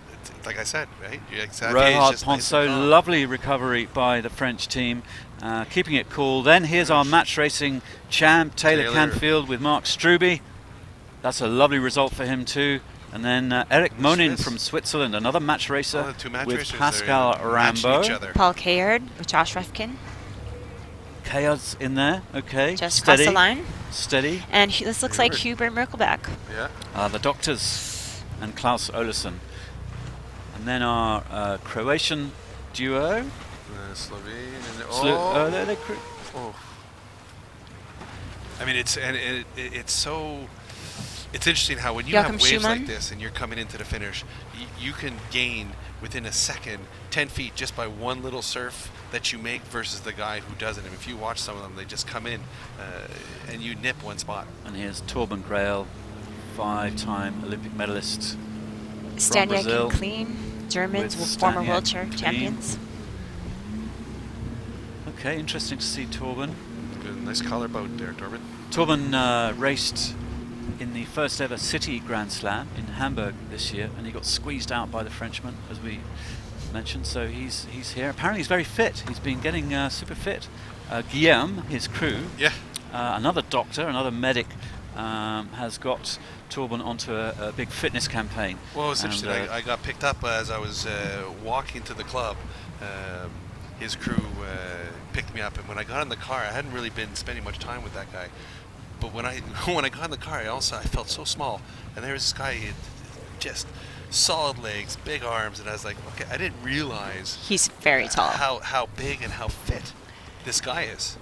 So I mean, he's sort of a sleeper crew that comes in, and I think he's going to do a great job, or he's always done a great job for Torben. Okay, well, bound like so, the Australians, Tom Burton, laser, gold medalist from Rio with Andrew Dog Palfrey. Okay, so they got round, no breakages, and see how the Aussies get on. Of course, it's Tom's first time in the Star. And away they go. Okay, so one race. Woohoo! Yeah, good breeze, good racing, good sailing, a few incidents. Just one breakage, unfortunately, but I would kind of expect that. It's quite breezy, a lot of bouncing and waves. But first blood to Robert Scheidt and Henry Björning. Wow. Yeah, I think that's got to feel good. He's missed out on his 6th Olympic medal to Sam Meach, who just had to leave the race because of problems with his jib. And he's here racing against the other 3 medalists in the Olympics in the laser class, and he just showed them who's boss. So it's got to be a great feeling. Show them how it's done in the Star class. I think we can look forward to some more great sailing from Robert and Henry. And plus, I should mention we have 6th place laser from Rio, Nick Thompson, the Brit. So we've got 5 of the top 6 laser guys from Rio. Guys are coming in. And I was chatting to Tom, and he was telling me that. Oh, great race results! Here we go. So Scheidt and Björning, as we've just mentioned, boom, top of it with Mendelblatt, Fatih, Negri and Lambertenghi, Polgar Coy, and then the Argentina Alezzo with Melo. And then the Dane, Ho Christensen with Milne, Zarif Prada, Zebo Natucci. Then the Poles, Kuznidovic and Jitsky, Rohart, Ponceau, hanging on to that top 10 result. Our match racer, Taylor Canfield with Mark Struby in 11th. Another match racer, Monin with Rambaud. Then Paul Kayard, Josh Revkin, the Doctors, Merkelbach and Olesen in 14th. And then Fatela Arapovic. Staniak and Clean are not going to be happy with that one. They are certainly at not. all. Nor is Torben. No disrespect Torben Torben too. I mean, these guys. He's a star guy. World champion not too long ago. They sail quite a bit, so I'm sure they're going to be a little bit more out for the second race. But it's tough because I don't think it's as windy as it looks. As far as the conditions show, that you squeeze it a little too tight because you want it to go. You want to hike harder. You want to get the boat going, powering it through. It might be a little bit lighter than we think. That it makes a little bit of a difference. And I think one of the interesting things we saw was in the first beat, which really determined who the leaders of the race were. We didn't see a lot of shuffling after that. We saw that the leaders kind of came out from the middle of the fleet, and usually the leaders in the Star class come from the edges. And I think a lot of the normal Star sailors were favoring the edges like they do in the longer Star courses. But we saw Mendelblatt and Scheidt kind of go up just the middle of the fleet, almost middle of the race course, and come out ahead. And that's not something that we usually see. Well, I mean, it sounded like Louis said that there was a bit of a rain squall that came down the pack. So I mean, that's a weather condition that is going to cause some trouble or some interesting factors out in the water. So it'd be interesting to find out a little bit more about the weather conditions out there, how that affected the guys, that maybe the ones that went to the right side didn't get any real good breeze. The guys that were in the middle could get a little bit of favor of either side. So smart sailing on their parts. Well, there is our live shot from the Nassau Yacht Club. You can see the flags flying. There's breeze, and we're going to have breeze for our second and final race today. Now, as we've been talking about, the VIP guests from the Fin and the match racing and all our laser sailors have been here and learning how to sail with the Star with experienced crewmen. We caught up with Nick Thompson, who's been sailing with Stevie, and we'll see how they get on to learn how to sail this boat. We are down at the dock with Stevie Mitchell, Star World Champion, and two-time laser champion Nick Thompson. Stevie, you're an old vet in this boat, but it is Nick's first time and first day ever sailing the Star. What are you expecting of him? He'll be just fine. He's a great sailor in the laser. He'll pick it up very, very quickly. One of the reasons why us older vets get to come in the boat is that we do the mechanics of the boat. So I can hopefully do all the mechanics. Nick can weave his magic with the tiller extension, and hopefully we'll be okay. We'll find out in a couple of hours' time. And Nick, what are you hoping for your first time Star sailing? Yeah, I think the first step is just to get off the dock. That would be quite nice. And then if we can not lose our rig on the first day, I'll be pretty happy. But yeah, I mean, I'm so fortunate to have Stevie to sail with. You know, I think he's already taught me so much, and I'm really looking forward to it. All right, we'll let you guys get out there. Hopefully we'll get to listen in to Stevie coaching Nick through it. Thank you. We'll see you out there. You can say that just inside the telltales is fine. Okay. Use that as a depowering tool as well. Has your height of your boom off the back of the deck. Closed. Okay. Oh, that's sweet. Feels nice. Like heel angle, obviously that's a little too flat. Yeah. Little shifty here. Okay, it's going to load up here. Okay, about a little bit flatter than this is a good angle. Yeah. Pressure building here. Yeah, and really you're not really playing the main much in this. No. So when you get those puffs like that, you just steer to them. Yeah. If they're big, pull on a bit of this. If you need a bit of power, pull on the check stay a little bit. Crack off quite a bit. Yeah, crack off this guy. And that will effectively pull your check on a little bit anyway. Yeah. I'll crack the jib a tiny bit. Just to give you a bit of power. Pressure building into it. Yeah. That's it. You want a bit of weather helm all the time. Okay. So you want, if you let go of the tiller, the boat will slowly round up. Yeah. So don't be afraid of it. If it starts to roll around a bit, yeah, obviously a little bit of sheet will help you. Yeah. Normally it means either the vang's a little bit too eased or your sheet's too far out. Yeah. So just sheet on a little bit. This will help balance you up. The rig's not going to do anything bad from there. If it comes over to windward too far, the pole will dip in the water. Oh, you can snap the pole. And that pushes, either snaps the pole or it pushes the mast back and breaks the mast. Wow. But actually, like it's a bit like a laser in that when it does come over on top of you, actually the further away you go, the more it stabilizes itself. But it's really counterintuitive, right?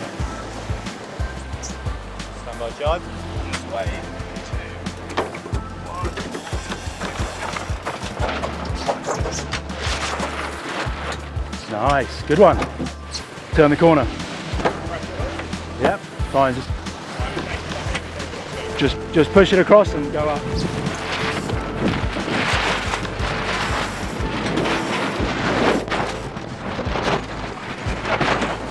There you go.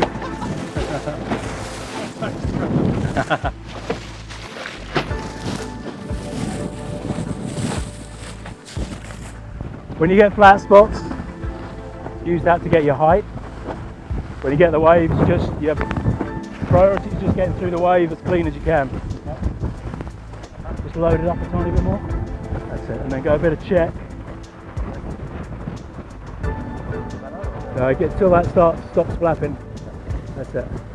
If it's ever flapping like that, that's bad. Way more check, and if you need to, put a bit more backstay onto depower. A little bit in those puffs to flatten the boat. Yeah. Then get ready to pull it away again. That's it. Lovely. Just what you want. Yeah, perfect. Day one, Star sailing, how was it? Yeah, fantastic. Really good day out. It was really nice to get out there and straight into some racing with all the other guys. We had a little bit on, certainly at the lure marks, but yeah, we got there pretty quickly. I was pretty happy. How would you rate him as a star skipper? Great. I mean, first day in the boat, yeah, we did some manoeuvres. We didn't do any big disasters, and we got into racing some boats, and it was good. Like we had disasters. I know, It's a big disaster. we had pretty reasonable speed, and yeah, we were racing rather than just trying to sail the boat around the course. What is the hardest part? Probably the lure mark rounding, to be honest. It's just so much main sheet to bring in, and it's pretty loaded. It's I mean, there's it's a big main, if you hadn't noticed. So I certainly didn't until I got out there. But yeah, that's probably the hardest bit, but it's good fun. Awesome. All right, thanks you guys. Good luck out there this week. Thank you very much. Cool feature. Nick Thompson and Steve Mitchell there. Steve teaching Nick how to go. It was really quite interesting to hear them and the information coming from the crew. And, calm. Very calm, very nice. Well, they came 21st in the first race, so it's early deal. Early. They got a lot of room to improve, so that's great. Steve actually crewed for Ian Williams at the final. Ian Williams had just come from winning the Match Racing World Championships. Again, never sailed a star. And they made it into the top 10, I believe, last year. I think they finished 10th overall, which was fantastic for a new star sailors, but just a testament to how good Steve is as a crew. Well, he did race with Ian Percy. World champion, Olympian. 2004 Olympics. So, and he coached you, didn't he, Tyler? Yes, he did. Stevie was our coach, going for 3 years up into the 2012 games, and he was integral into our success. I remember our first event actually that Richard and I won was here in Nassau, and I remember the one thing we were talking about was the rumor had that Stevie was looking for a job, and he was looking to coach the Canadian team. So we were pretty excited to know that we're actually doing well, we're going fast, and we're going to have a guy like Stevie jump into our program and help us. And he's a great guy, calm, keeps things relaxed, very proficient as a coach, as a technical guy in the boat, whether it's splicing or fixing or tuning. He was great, and I think it may not have looked so great with the 21 in the first race, but I could see these guys are definitely going to be fighting out there a couple times up front. Well, Nick, I mean, he really is. He's had a couple of hours, do you know what I mean, in the start with Stevie. So give him time. We'll see. Well, I mean, these are really tough conditions, and just seeing the Steve sailing that little bit there, the boat going in and down the waves. I mean, there's so many little pieces that you just don't realize that Robert knows, because he's got 8 years in this boat, just doing the little adjustments with the check, getting the lowers on a little bit tighter. Stevie with the jib, having to adjust the jib, an inch, half inch there. When you go up and down the waves, the conditions change, the strength of the wind changes. It makes a huge difference to the whole rig.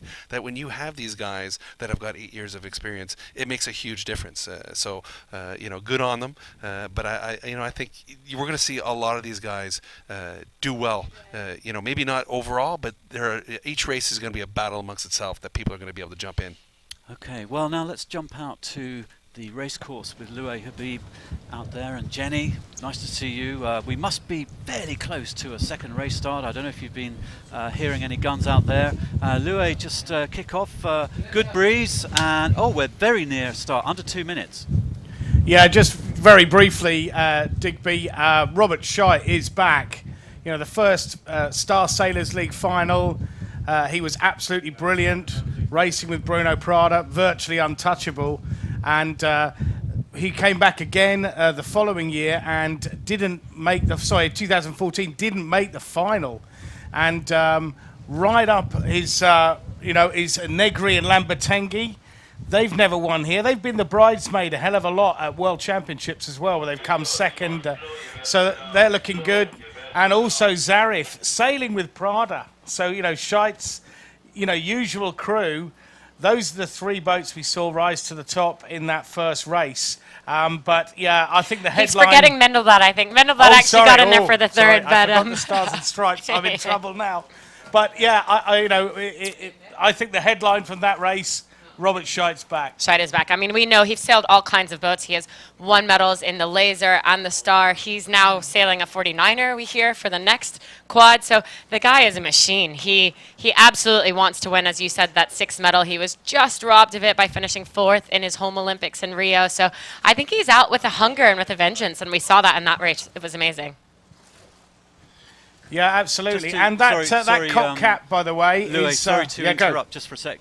Just for our viewers at home, that wasn't coming up to a race start. We're not into the 1-minute sequence right now. Sorry, my apologies. Carry on. Yeah, so I'll tell you for why. We've seen the top mark move. What would you say, Jenny, about 400 meters to the left-hand side of the course? We saw a massive left shift on that upwind, right? We saw them all essentially on port tack for 75-80% of the upwind. So it was interesting that the right side paid so well on the first beat. There's better breeze out here, I think. I heard you guys talking about current earlier. We know that 1 o'clock was high tide, so current's going to be switching or has already switched out here. But in terms of that shift, we had, as we had said, there was a squall that came through earlier. The breeze built with the squall, and then as you saw, it sort of died through the race.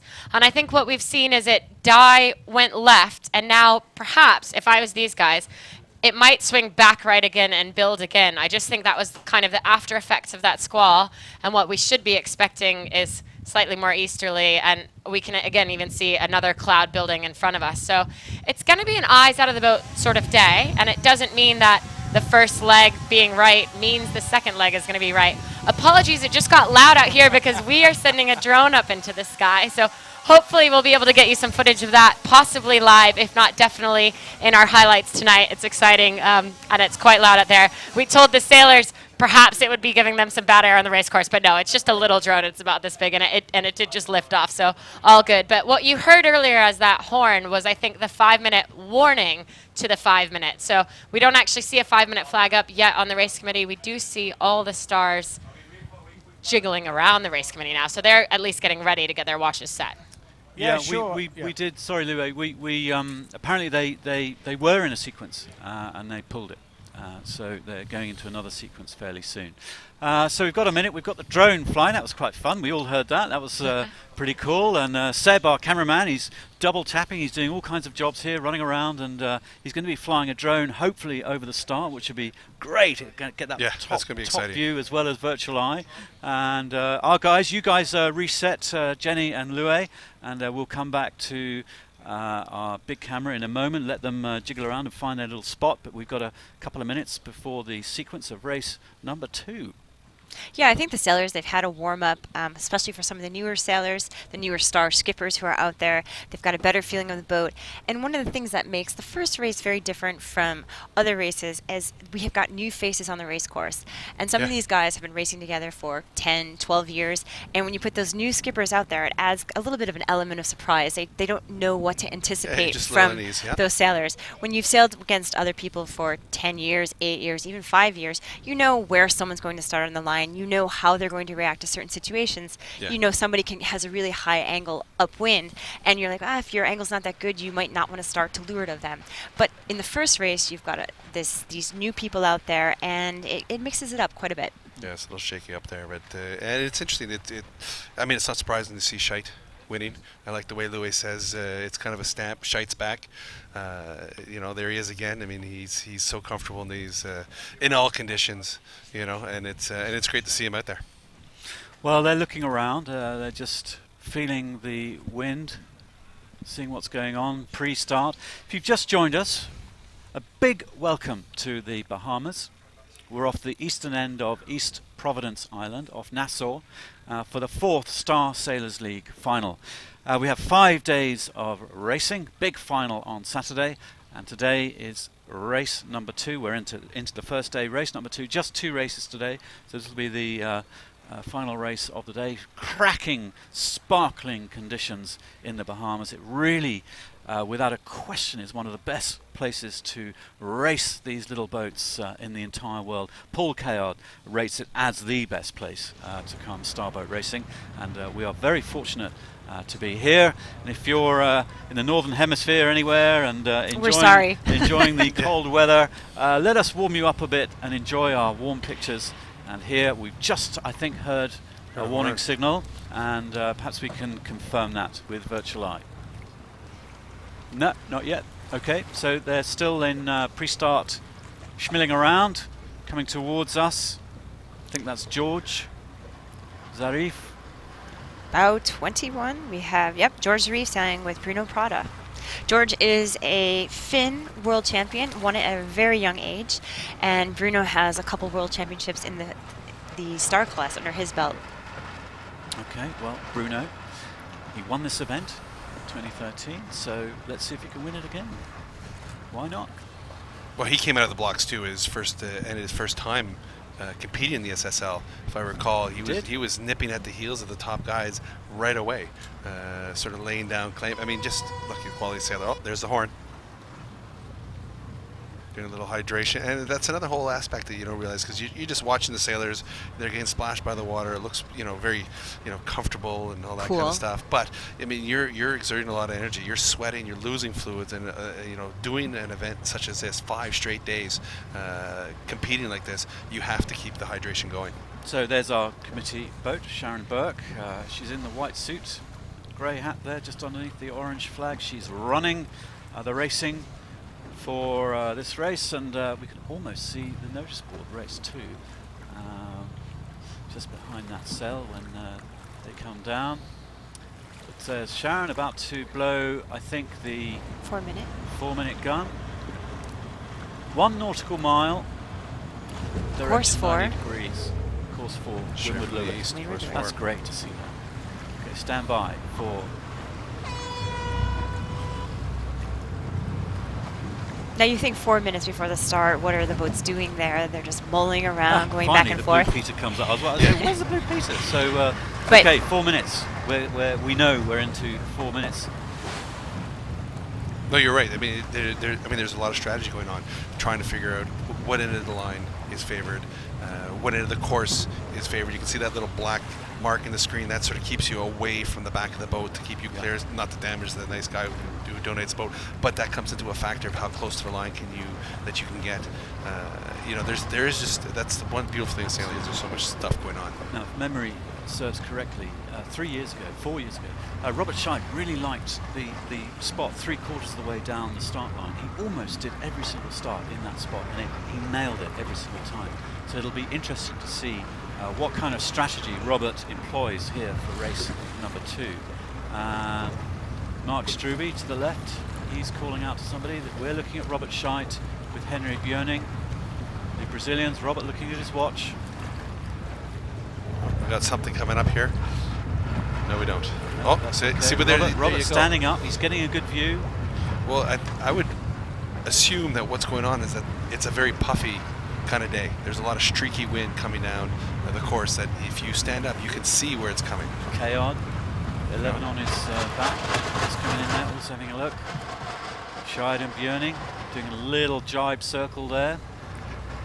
Well, it's interesting to see. It's a crucial part of the race. Well, what did Robert see? Did he see something more on the right-hand side where he's sort of changing his strategy, saying, "I got to get to the top end of the start line because I want to go right." He's kind of seems to be. A lot of these guys are still on the port board, heading over towards the boat.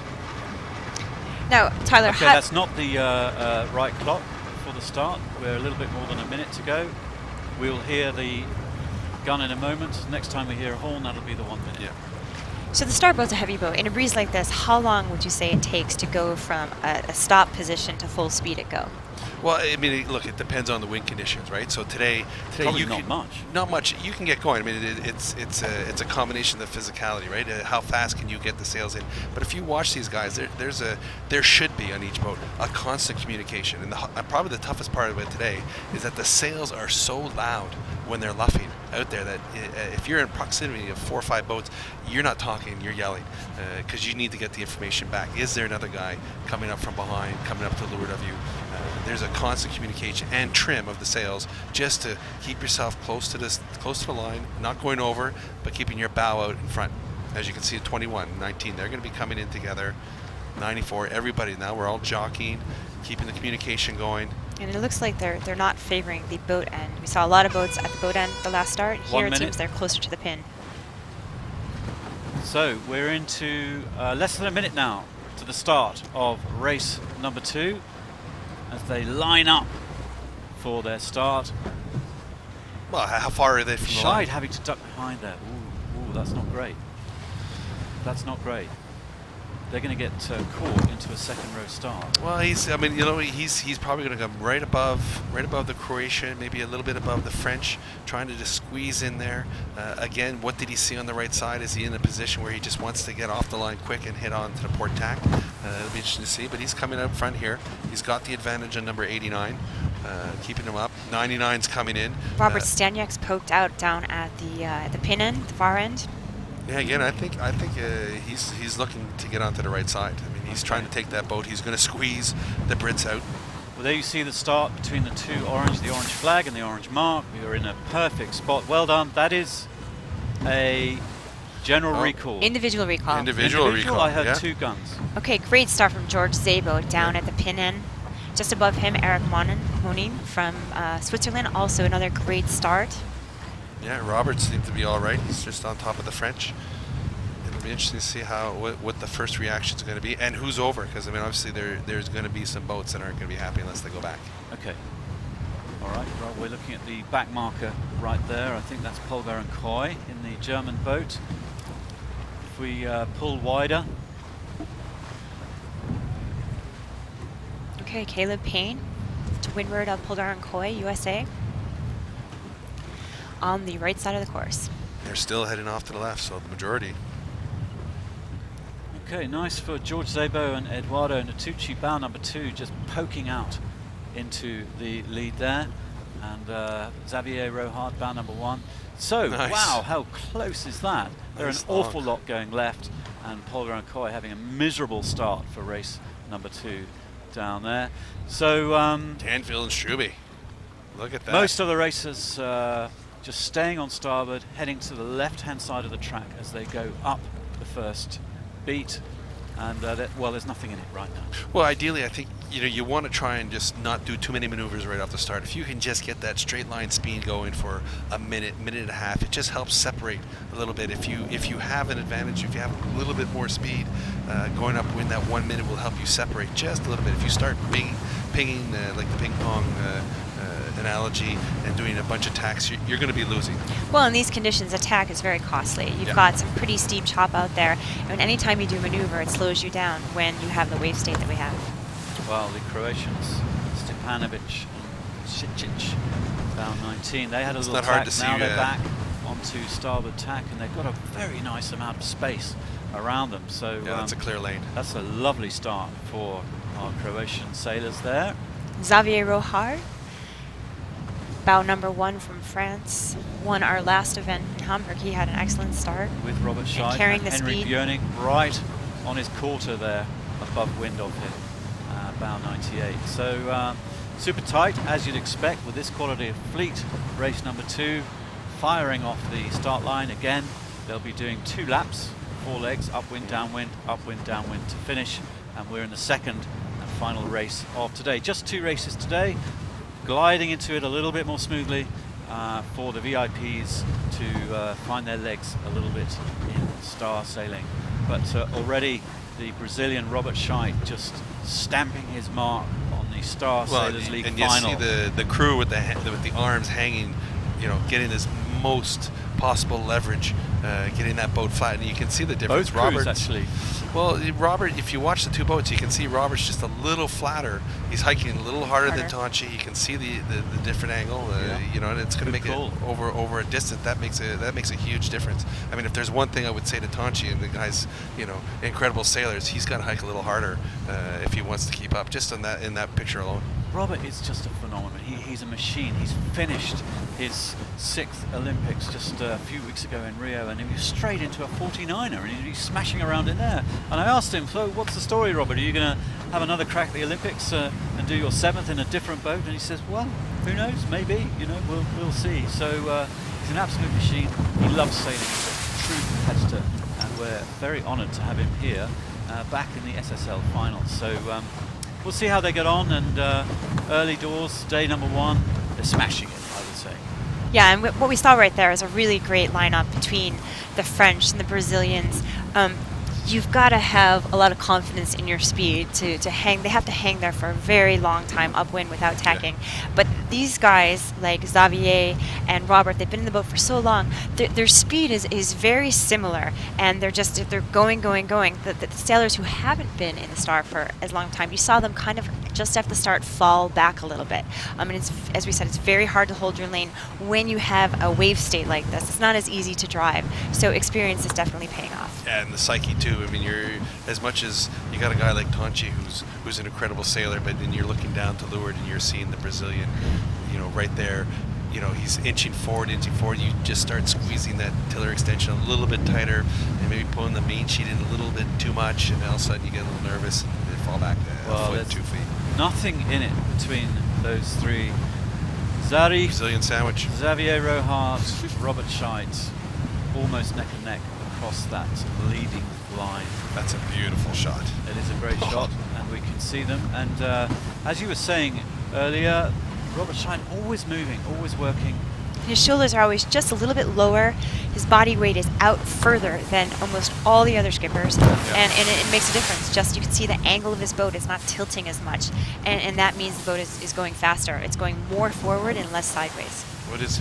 Xavier is probably the biggest helm we have out here, heavier than some of the crews. So it becomes a different dynamic versus how much crew weight you have versus Pierre Alexis, Xavier's crew in the blue bib, bow number 1. He's got his hands right behind him, leaning right out. So these guys are hungry.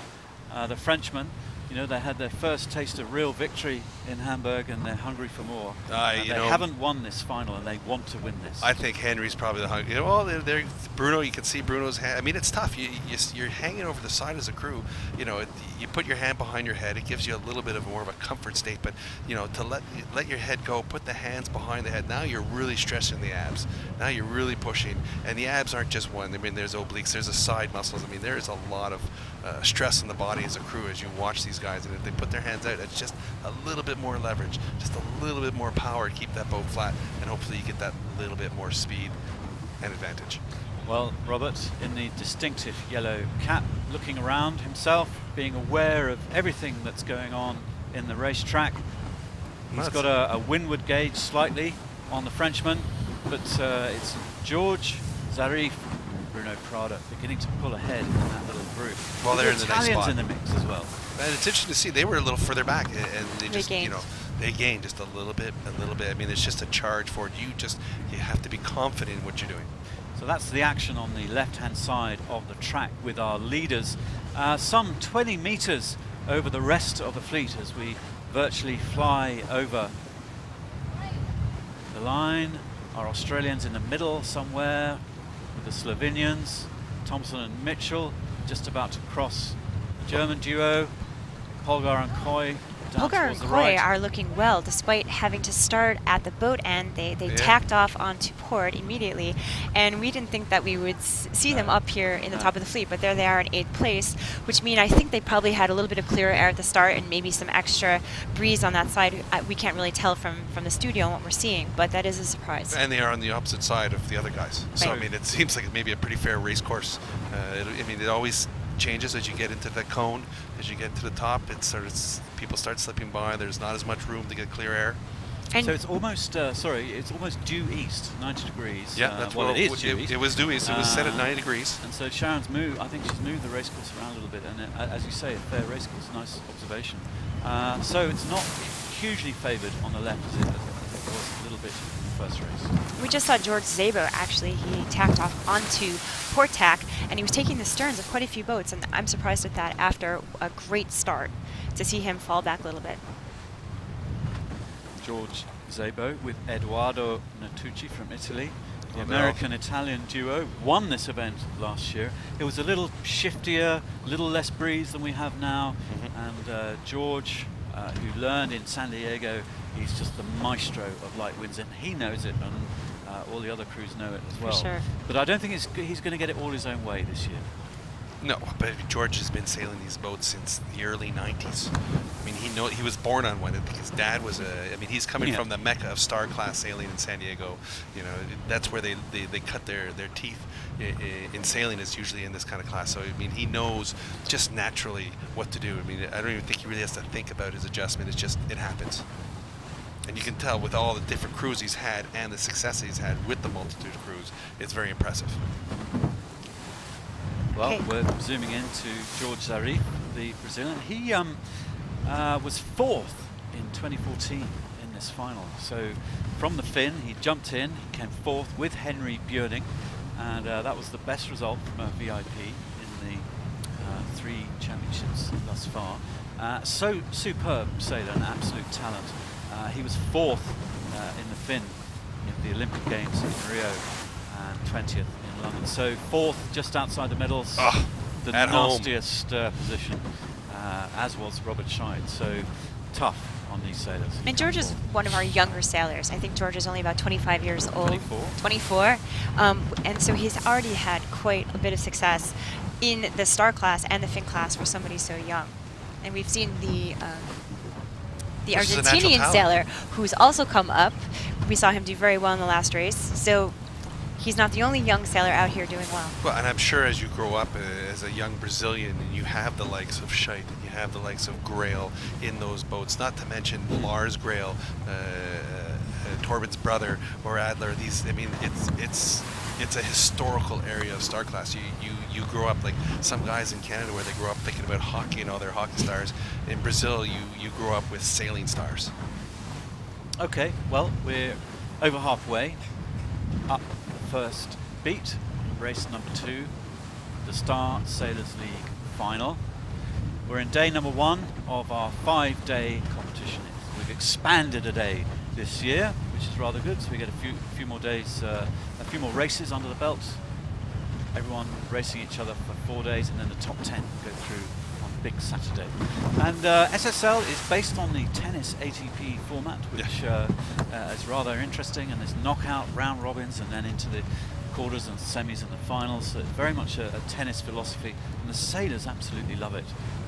Chatting away to Mark Struby and Xavier Rohart, 2 of the sailors, they came up with this with Michel from Switzerland. Great shot.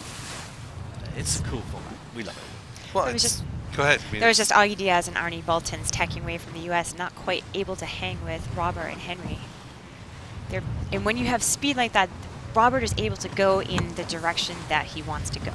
So he can hold his lane and go fast. If you can't hold your lane, you have to tack off and go a direction that might not have the same amount of breeze. You're putting an extra maneuver, it slows you down. But when you've got speed and when you're out in the front, you get to decide where you want to go and when. And that's not a luxury that people behind you have. I don't think I don't think we appreciate the amount of physicalness that we're dealing with today with such bumpy conditions. I mean, you just really think your body's being tossed around. The crew, how many times you can get smashed by water? And you think of a bucket of water is like 20 pounds. I mean, you're getting a full bucket every 30 seconds. A salty bucket. Yeah, salty bucket. I mean, the vision stuff, and they're just bouncing around. And I really respect what these guys can do, and as well as all 25 others. Well, Lue is out on the water on our cat, and we've got audio from the boat, and we can hear the catamaran, our own TV cat, smashing through the waves as the Brazilians, Robert Scheid, tacks away with Henry Björning. Lue, I mean, we can see from the studio here how bumpy it is. Yes, indeed, and Tyler was talking about, you know, the hard work for that crew there, hiking out, getting an absolute drenching, salt water in the eyes. But I tell you what, from the high point of this camera boat, we saw a 2-meter shark about halfway up that beat. You know, Tyler, tell us about that. There's some big animals out here. Come to watch. Well, you know, that brings an interesting memory of when I think of when we all sailed in Perth in their first qualifiers for 2011. There were a lot of sharks being seen. But you know what? When you're in the heat of the battle and you're racing, you don't think about that. You just don't. You know, I mean, it's interesting. It phases out, and you're just thinking about racing. And yeah, okay, you get over the finish line, you get up on the boat, and then you hear the talk of it, like Lue, and say, yeah, there was a big shark out there. And you're like, Holy cow, I was just hanging over the side like a piece of meat, ready for this guy to chop me. It makes you kind of wonder what exactly you're doing out there. But again, when you're in the heat of the battle, you don't think of this stuff. But, I mean, hey, it's part of our sport. It's not like we know where the sharks are, but, I mean, how much of the water... Well, we're in the Bahamas, man. We're right out there. Well, they're actually right around the corner. It's about 35 miles off is a little sanctuary where you actually swim with the sharks. So maybe that gives you a little bit of ease. But, I don't think the Sharks want to mess with a guy like Henry. I don't think so. I wouldn't.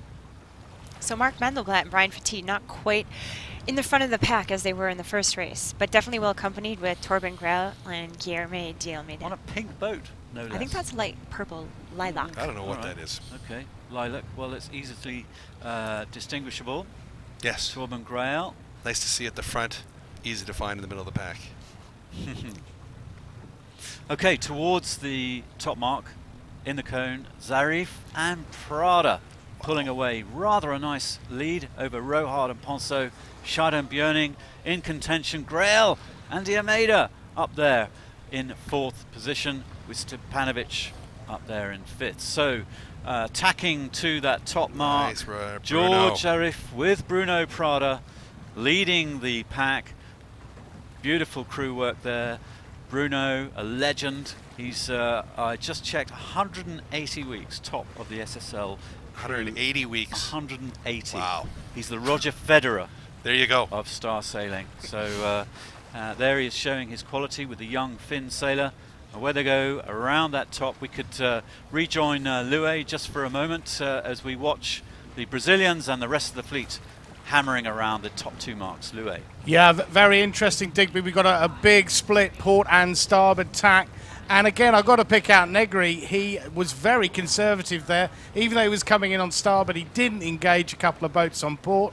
And, again, keeping out of trouble. I tell you what, I've got to mention Jonas Ho Christensen sailing with Stevie Milne. He's having another great race. And we saw him come by the boat in between races, and there was a big thumbs up from the Great Dane there. He is really loving this. And Stevie Milne wanted to have a shout out for Northern Ireland, by the way. That's where Stevie Milne's comes. It's part of the United Kingdom, but Stevie Milne is most definitely from Northern Ireland. He just want to make that point. But here we have again, we've got a huge ball of boats going round this top mark, and at the moment we can see them all on the same jibe. And just as I say that, guess what? Nick Thompson's just jibed away. Nick Thompson went very well downwind in that first race as well, rowing the boat beautifully downwind between him and Stevie Mitchell, who's obviously an extremely experienced star crew. Nick Thompson, the first to peel off there, and I can see a German boat in front of that. I'm not sure who it is. It might be the Good Doctor. You can tell on virtual eye. And now we're starting to see a few more peel over. And yeah, there's a big rainbow behind the top mark, by the way. Another squall coming in. And I wouldn't mind betting we've just had another big wind shift, Digby. Back to you in the studio. Thanks, Louis. Well, Zarif from Prada running away with this, nearly 30 metres ahead of Rohard and Ponceau, and a long lineup on this first downwind leg. Leg number 2 of 4. It's a straightforward windward-leeward course, 2 laps, and they're still in their first lap. And we just happened to notice the New Zealanders, Sam Meach with Craig Monk, back in the mix, but nice. Towards the back of the fleet. But there's Nick Thompson with Steve Mitchell, who we had that little feature of Steve teaching Nick how to sail a star, and they are right in the mix there in about 8th position. So fair play, they're getting better, as we said they would. Yeah, and you can see with Sam Meach in the back of the pack, obviously the sailors already having one race under their belt, the new sailors as well. He doesn't have that extra practice, and it's showing right now. Well, and I think the competitive juices start flowing. I mean, you're out there training the first couple of days.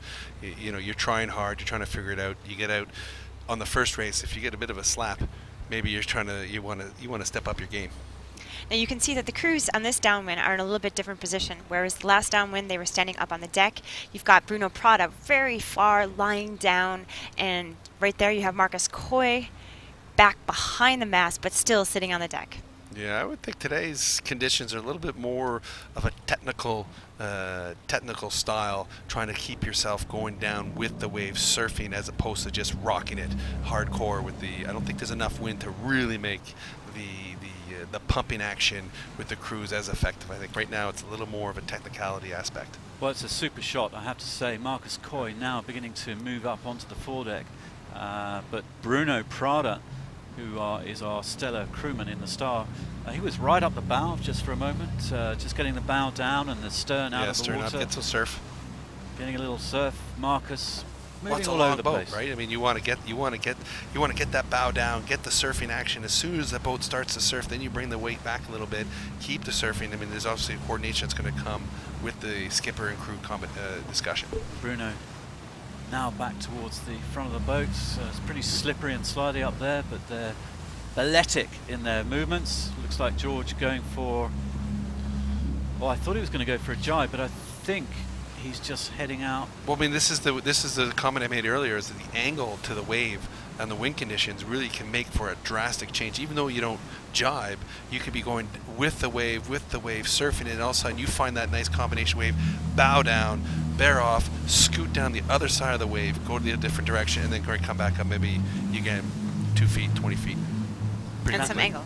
That massive mainsail in the Star, one of the kind of biggest proportionally mainsails in sailing, absolutely huge. They don't have spinnakers, of course. They have that little whisker pole.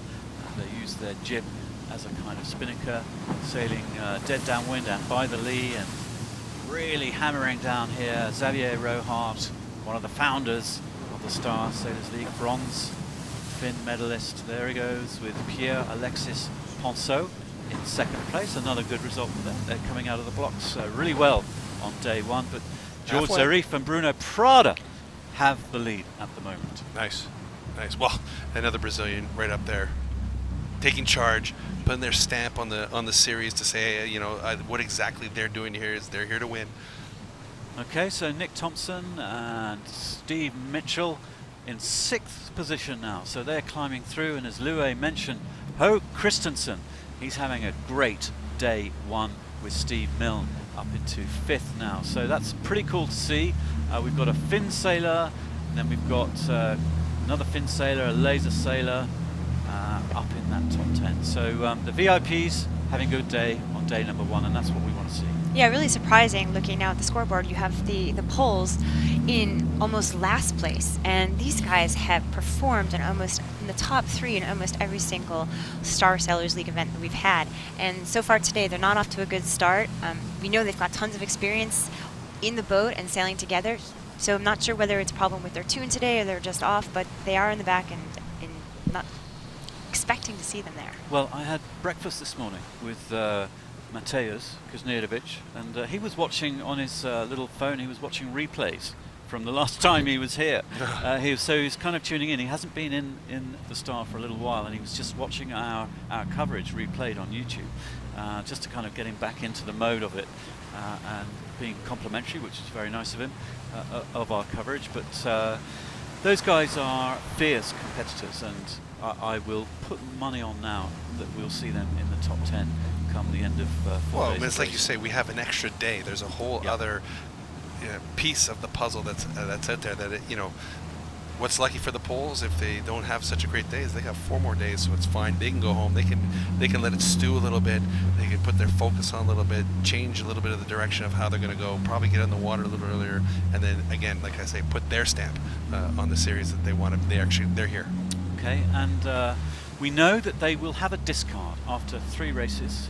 After 4 races, sorry. Once they've completed 4 races, they can drop their worst result. So that'll be the Polish drop, but it's kind of not ideal, is it? You don't really want not on your first day. You don't want to sail your drop. No. And we could see right there that the boats are tending to favor the right-hand side of the course on this downwind. So they might have had an idea that the left-hand side going upwind played out on the first feed. Sorry, it's upwind and downwind, and we switched sides. But it is interesting to note that they're going down the right-hand side of the course. Okay, well, Lue is out on our camera boat, chugging downwind, dodging the sharks, and Lue, we're beginning to see shape forming in this second race. Yes, indeed. And Rohart and Ponso, after copping a penalty flag in that first race, they've put in a very good shift here. And as Tyler was saying earlier, they came over to the right-hand side of the course. As you look up it, they're in a beautiful slot with the waves there, working the boat extremely well. Just about to jibe. Let's see which side of the course they go. A lot of white water now up the course. I think breeze is up, and I'm sure they would have seen that. A nice little spurt there from Polgar and Coy just behind them. As Kathleen was saying earlier, just picking up a nice wave at the end there to really put some pressure on the French. But it's the French that round first. Polgar and Coy take an inside line. Be interesting to see how this pans out, but I wouldn't mind betting again. They're not going to do anything silly. At the moment, they're first and second. Robert Scheidt has decided to go, I beg your pardon, that's Zarif. Zarif and Prada have gone to the left-hand side of the course, Negri as well. And here comes the Great Dane, having a great time. Ho Christensen with Stevie Milne. He had that, the Great Dane had that fantastic battle with Ben Ainsley in Weymouth, if you remember, in 2012. So a bit of a disagreement about which way to go. But at the moment, it's Rohart and Ponso putting in a good shift. Back to you in the studio, Diggers. Thank you, Louis. We were just watching Jochen Schumann with Ingo Borkowski, bow 99, heading around. Grail. Oh, Grail. That looks like what happened to his jib. Lilac boat having trouble there. Oh, jib caught on the forestay. Oh, it's tough. De Almeida. Yeah, I'm trying to sort that out. Oh, and you can just see everybody just sliding past. It's exactly not what they want. No, Merkelbach and Olsen just taking them, leaving them for dust. Oh, and that jib looks horrible. Bust the band. Well, I mean, look, this happens sometimes. You got a lot on as a crew when you're coming down in a mark like that, and the waves, maybe you lose balance, and if you just don't get the jib at the right time with the pole, you can have a wrap, especially if you're coming around with a lot of other boats, and all of a sudden you're blanketed, so the breeze sort of does some funny stuff with that jib. It can cause that exact type of situation. Okay, well, they lost a few places there. They won't be happy at all. Oh, no, breathing. Torben's giving it to him for down sure. there next, it's Paul Kayard with Josh Revkind, the American. Paul just about to tack. Behind them, bow 11. The Americans finding some clean air into the middle of the course. So. Oh, look at the slam. That's not good. Big slamming. Josh, great sailor, great crew. Super bright character. He graduated with a physics and philosophy first. That's a good combo. Yeah, he's a smart character. He's one of the younger crews, and he's put it into his goal setting. He wants to be the #1 crew in the SSL, and he's really pushing for that. He's probably the only crew that owns a boat or two. Now we're looking at bow 92, Caleb Payne, the Finn sailor, bronze medalist with Ian Coleman. Caleb was pretty happy actually with that bronze. It was super tight at Rio in the Finns, and he was pretty happy to get it because he came into that final race quite far back. Yeah, no, he pulled it out. It was a medal. It was one of exactly why we had the medal race in the Olympics was just that type of situation. He put it in there. He had a great race. All things pulled together, and he got himself a bronze. Good to see him here. Another VIP guest, and there is our bird's eye view of the racetrack. They're into the second lap, heading upwind. Race number 2, the Star Sailors League final in the Bahamas. And this is the fourth ever final that we have, and a huge spread across that racetrack. And it's fairly even. I would say maybe more heading left than the right, but the middle guys have got it at the moment. Yeah, we noticed at the leeward gate, the Italians and Robert Scheidt both rounded the right-hand gate, sending them off to the other side. And that was, for being in the front of the pack, that was an interesting decision. But they've maintained their place in this upwind so far. Rohart and Ponso, the Frenchmen, with the Germans, Polgar and Coy in the middle. The Dane, Ho Christensen, with Steve Milne hammering the right-hand side, playing their own game. Obviously have a different strategy for this leg. Yeah, we saw at the leeward mark rounding, we saw people giving some places a little bit of room. We're seeing that the windward mark as well, because these guys just want to finish in the top 5, the top 10. They're trying to secure a place for the final day. So at the mark runnings, we're seeing people taking fewer risks than I think we would normally see in a regular regatta that was just 2 days or 3 days. Yeah, well, I mean, you look, you want to be safe, especially when if you're in the top 3, top 5. That's a keeper. That's that's what we call a keeper race. You don't have to work as much. You want to try and keep that. That's one you keep in the score, and it just keeps you in the top 12. Well, we'll stay with virtual just for a moment. So our guys, we just saw them take quite a wave. It's pounding upwind on our TV catamaran. And we'll stick with virtual eye just for a moment as Rohard and Ponso take the middle track. Negri and Lambertenghi towards the top there, looking great. Zarif and Prada in second place at the top. Polgar and Coy playing the middle hand game. Scheid and Björning slipping back ever so slightly in 7th position, but looking good in that middle of the pack, middle of the course. Ho, Christensen and Milne now beginning to work their way back into the middle. Thompson and Mitchell hammering the right-hand side. So Virtual Eye giving us the bird's eye view as they head upwind. But right now it is the Frenchmen, Rohard and Ponso over Zarif and Prado with Polgar and Coy, Negri and Lambertenghi, Mendelblatt, Fatih in the mix in 5th. Your favourites. Yeah. Well, we didn't really see them too much on the first beat, but they must have slowly worked their way up in the downwind, and we're no surprise to see them here. They've got the boat speed to do it, and they've got a comfort level in these conditions. They've sailed in Nassau many times and had success here as well. He's a veteran of this area. There's a lot of guys. KR's been here a lot. I mean, there's been a lot of. This is another traditional spot for the star class with Derwent Knowles, the Bahamas here, gold medalist. So I mean, they brought a lot of events here. So there are a lot of the old guard here that just have come back and they know this area.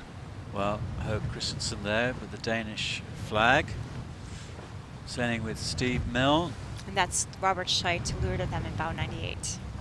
Okay, going well. The Great Dane. I think we'll keep calling him the Great Dane. Well, he's actually a contemporary of the Poles. They raced Finns together back in, I think, the Athens Olympics. So Jonas knows some of these guys out here from fin sailing. So I think it's really nice for him to be back sailing with them. It's a different boat, but they're familiar faces for him. Well, there's a lot of these guys, right? I mean, you do have the fin contingent that all know each other. You have the laser contingent, and then you have the graduates of the lasers that went to the fin. So I mean, there's a lot of knowledge of each other. Cross-pollination. Cross-pollination, exactly. Well, Jonas was telling me that his dad was a big-time star sailor. Who went to the 1980 Olympics, a great friend of Torben and Jochen. And Torben and Jochen used to stay there and, saw Jonas running around as a little kid. So he's kind of grown up in amongst it with these top-level sailors. And he is absolutely thrilled to be here. Okay, Rohard and Ponso having a great race, a great regatta so far, as are Zarif and Bruno Prada, taking the left-hand side of the track as we go up. Polgar and Coy playing the middle hand game, which I think's really sensible. Schumann and Borkowski. They've worked their way up. They didn't have such a great first upwind leg, and here they are in 8th place. But we saw that last year with him. He makes these very small incremental gains throughout the whole race. Rarely do you see him up in the front, but he's always a player and gaining little by little, and I think it's a confidence. Yeah. Tell you what I've noticed, Kuzniewicz and Zitsky, the Poles, are up into 16. So from last place, they've clawed 9 or so places. So and a fleet with this level, that is hard to do. That's an astonishing performance by the Poles, the Polish team, as we look at Rohard with Zarif right behind him, those two. Now beginning to engage a little bit. We're on the long end of our lens. They're furthest away from our camera boat, and you can see how rough and the waves crashing against the wall, the island there. Back there, we haven't heard from Loué for a little bit. So Loué, we're looking at the front runners and beginning to pull out, and we can see it looks fantastic. Loué. Yes, indeed, Digby. I tell you what, it shows the technology we've got on board this boat. We are. Must be half a mile away from from the leaders at the moment. That's because we've got two boats banging the corner here on the right-hand side. We've got Payne and Coleman banging the corner again with the Croatian pair. So we've had to stay out of their way a little bit. We don't want to impede them. That's why we're so far away. Looking further up the track, it looks a little bit lighter around the mark area, and there's a sort of a squall activity hanging just behind the mark. It doesn't seem to be coming this way, and I've got a feeling we might have less breeze at the top here, but we're much closer to Rose Island as well. On the left-hand side, you may see some lifting pressure with that squall line, and also the land effect, the friction land effect. And at the moment, a lot of the fleet are on the left-hand side of the course, which could well come good. But I've got to keep saying, Ho Christensen and Milne coming up the middle there, and they're looking really good. If the left doesn't come massively into play, I would say you know better than me on virtual, but we've probably got about 700 meters to go, and it's a fantastic spread across the fleet. Virtual will give it to you by the meter, but I wouldn't like to say whether it's the middle or the left that's paying at the moment. I'd say the two guys that have banged the corner right are probably in cow corner at the moment. But over to you on virtual for the actual stats. Okay, well, there is virtual just before they tacked. We've got a slight lag between the electronics of Virtual Eye to the live shot as we zoom up, and we'll get a little flavour of that. It's still the left-hand bias. It's still looking really good on that left-hand side of the track, and we understand that our camera boat will be to the right-hand side of Stepanovic and Sitchich, miles away on the right, and now they've tacked over onto the ley line. So it looks mathematically like quite a few of these guys have overstood the mark, and mathematically the distance from the top mark to Rohard and Ponso much, much less. Be interested to see as they get towards that top mark how Stepanovic and Payne and Kayard and Ho Christensen have fared on this leg. I like watching the polls. I mean, they're up at, according to the graph, at 14, within very close striking distance of top 10. Down, if they get their act together downwind, that'd be one heck of a comeback. From last position. From last place, but that's that's Mateus and Dominic, and they're fighters. You know, you don't become a star world champion because you don't have the competitor in you. They fight hard, and that was, I remember when they won the 208 Worlds, it was that type of event in Miami. Very good. Good fight going on between these two as well. The top two, Xavier Rohard, Pierre Alexis Ponso, the Frenchman, against the Brazilians, George Zarif with Bruno Prada, former winner of this event. The first one with Robert Scheid, 180 weeks as the top crewman, and here he is showing his class, the Roger Federer of sailing. I mean, I'm going to say that every single day because it's really cool. Or Gustafsson, the Brazilian tennis player that was pretty hot. Okay, you can see George, the young Finn sailor, helming, gritting his teeth, almost willing that boat upwind to get to that top mark first.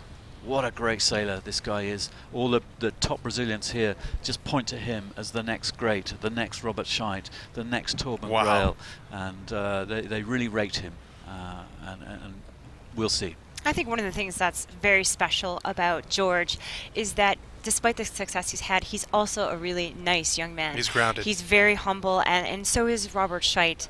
You would never know, talking to Robert Scheid, what a champion he is and all the success he's had. But exactly. Those two in particular, very humble, gracious competitors. And they get along so well. You mentioned that many times before, but I mean, seeing them on land, I mean, they do stick together, right? You see them going out to dinner together. I mean, so you know, there's a wealth of knowledge in there. You know, they're sharing the information. They're not hiding stuff. You know, they like to see. You know, it's got that sort of mentality. Well, if I can't win, I want you to win. You know, as long as one of us, as the Brazilians, are up top, that's important. Well, it's one of the advantages. In Brazil, you can have a star race almost every other weekend, and you're getting that much more time in the boat. If you're from a smaller country like Slovenia, Croatia, you don't have the number of events to practice in. So it's better that to practice with people and race against people who are good. So you want the people who you're racing with to also get better. Well, talking of the best, in race number 1, bound number 1. The Frenchman, Xavier Rohart, helming with Pierre-Alexis Ponceau, his crewman. Great duo, these guys. They're in good form. They're great friends. They're always smiling. Yeah. And they've got a good mojo going on here. And every event they've done in the SSL, they've incrementally improved. So they're out to win this event. And it's interesting. It's almost like a lot of them do that. You just have to improve as the week goes. As long as you get into that knockout round, then as long as you're just improving, it's a Saturday, it's a one-day event, and you got to put it together then. How tight is this, Tyler? That was a lovely tack by the Frenchman just on top of the Brazilians to slide ahead. That was beautiful sailing there, just as they approached that top mark. So, in fact, Xavier and Pierre-Alexis have overtaken George and Bruno into first place, and that was slick sailing. One of the things the veteran star sailors have is when you get to the spreader mark, a lot of people will think, okay, we can just sort of get to the next spreader mark and then go downwind. You can gain a boat length if you just hike really hard, just like the Brazilians there. You hike really hard, as Bruno knows, you can gain a good boat length, and that'll make all the difference in going downwind. It also helps you turn the boat downwind faster. Yeah. I mean, that's one thing we learned, is you can make huge gains even though it's 20-meter length in space. Now Johannes Polgar, he's in 4th place again. He's been really steady. The first race, 4th place, and he's been with this front pack in both of the races. There's Robert fighting it in there, up from 7. Sharp bit of verbal. He's talking to the guys right behind him. Now focusing on Staniak and Schumann have worked their way up through the fleet in this race. Nice. The Great Dane. Great Dane, just behind. Schumann. And Jochen, the legend, into the mix. He always has that little visor. Yeah. That's his kind of trademark. Everybody has that little hat trademark, or some of them do, Well, do you know, Jochen said that it's because he can feel the wind a bit better. Instead of wearing a full cap on his head, it's another instrument. He feels the wind on his ears, and that's the way he likes to roll. Well, I think it's a testament to his how much of a veteran that guy is in the sport of sailing. Thinking that he was probably back in the 80s racing. That's how you sailed. You had those little bits to help you know what's going on. Okay, Louis, it's busy. Poles, right busy there. Around there. Did we see Paul Kayard in that mix? Yes. Yep. Okay, as the rest of the fleet come on through, the Slovenians. He's just ahead Vasily. of the Brits, I believe. And we're on virtual live. We pull wide. Let's go pull up a bit on virtual, just to get the full picture if we can. There we go. Rock and roll. Oh, what a shame for the New Zealanders, Meach and Monk. Well, they clearly have some gear issues, and we'll put it down to that today, because they had to pull out of race number 1. But they've made it into race number 2. Szabo, he's in a terrible spot at the back of the fleet. No one would have predicted that. Not after the start he had, that's for sure.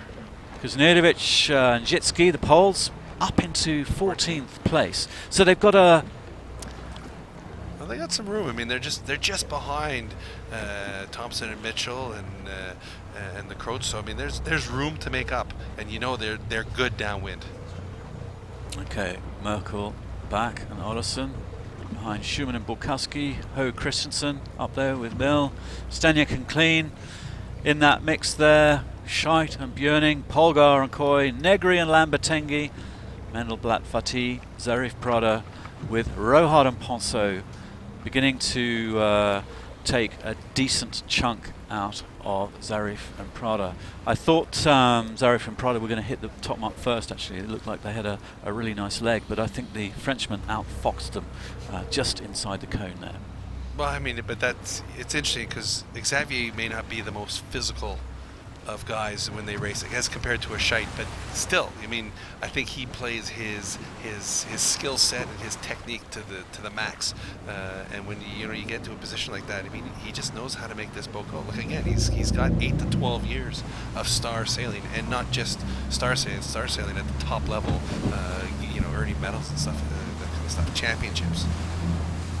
He's also been coaching the past couple of years some of the top young Olympic-bound sailors in France, and taking time out to coach can really help you with your tactical game. You still have to get into the boat and put that time into the boat, but most coaches find that it actually improves their sailing overall, just taking some time to get out in the coach boat. You can see a lot more from the coach boat, and you can understand certain strategies versus others. And so both he and his crew have been spending a lot of time the last couple of years coaching in France. I think he's been coaching the 49ers. Yes, so a very different boat, a very high-speed boat, different tuning that's going on, and it also a different tactical game. But nonetheless, it keeps his mind in the game of sailing, even when he's coaching. Where somebody else might go back to their office, he's on the water, his office is on the water. So his mind is always connected to tactics, to strategy, to tuning. Well, it's rather good to see the Star giving the opportunity for some of the older sailors, you know, to take it against the youngsters and vice versa.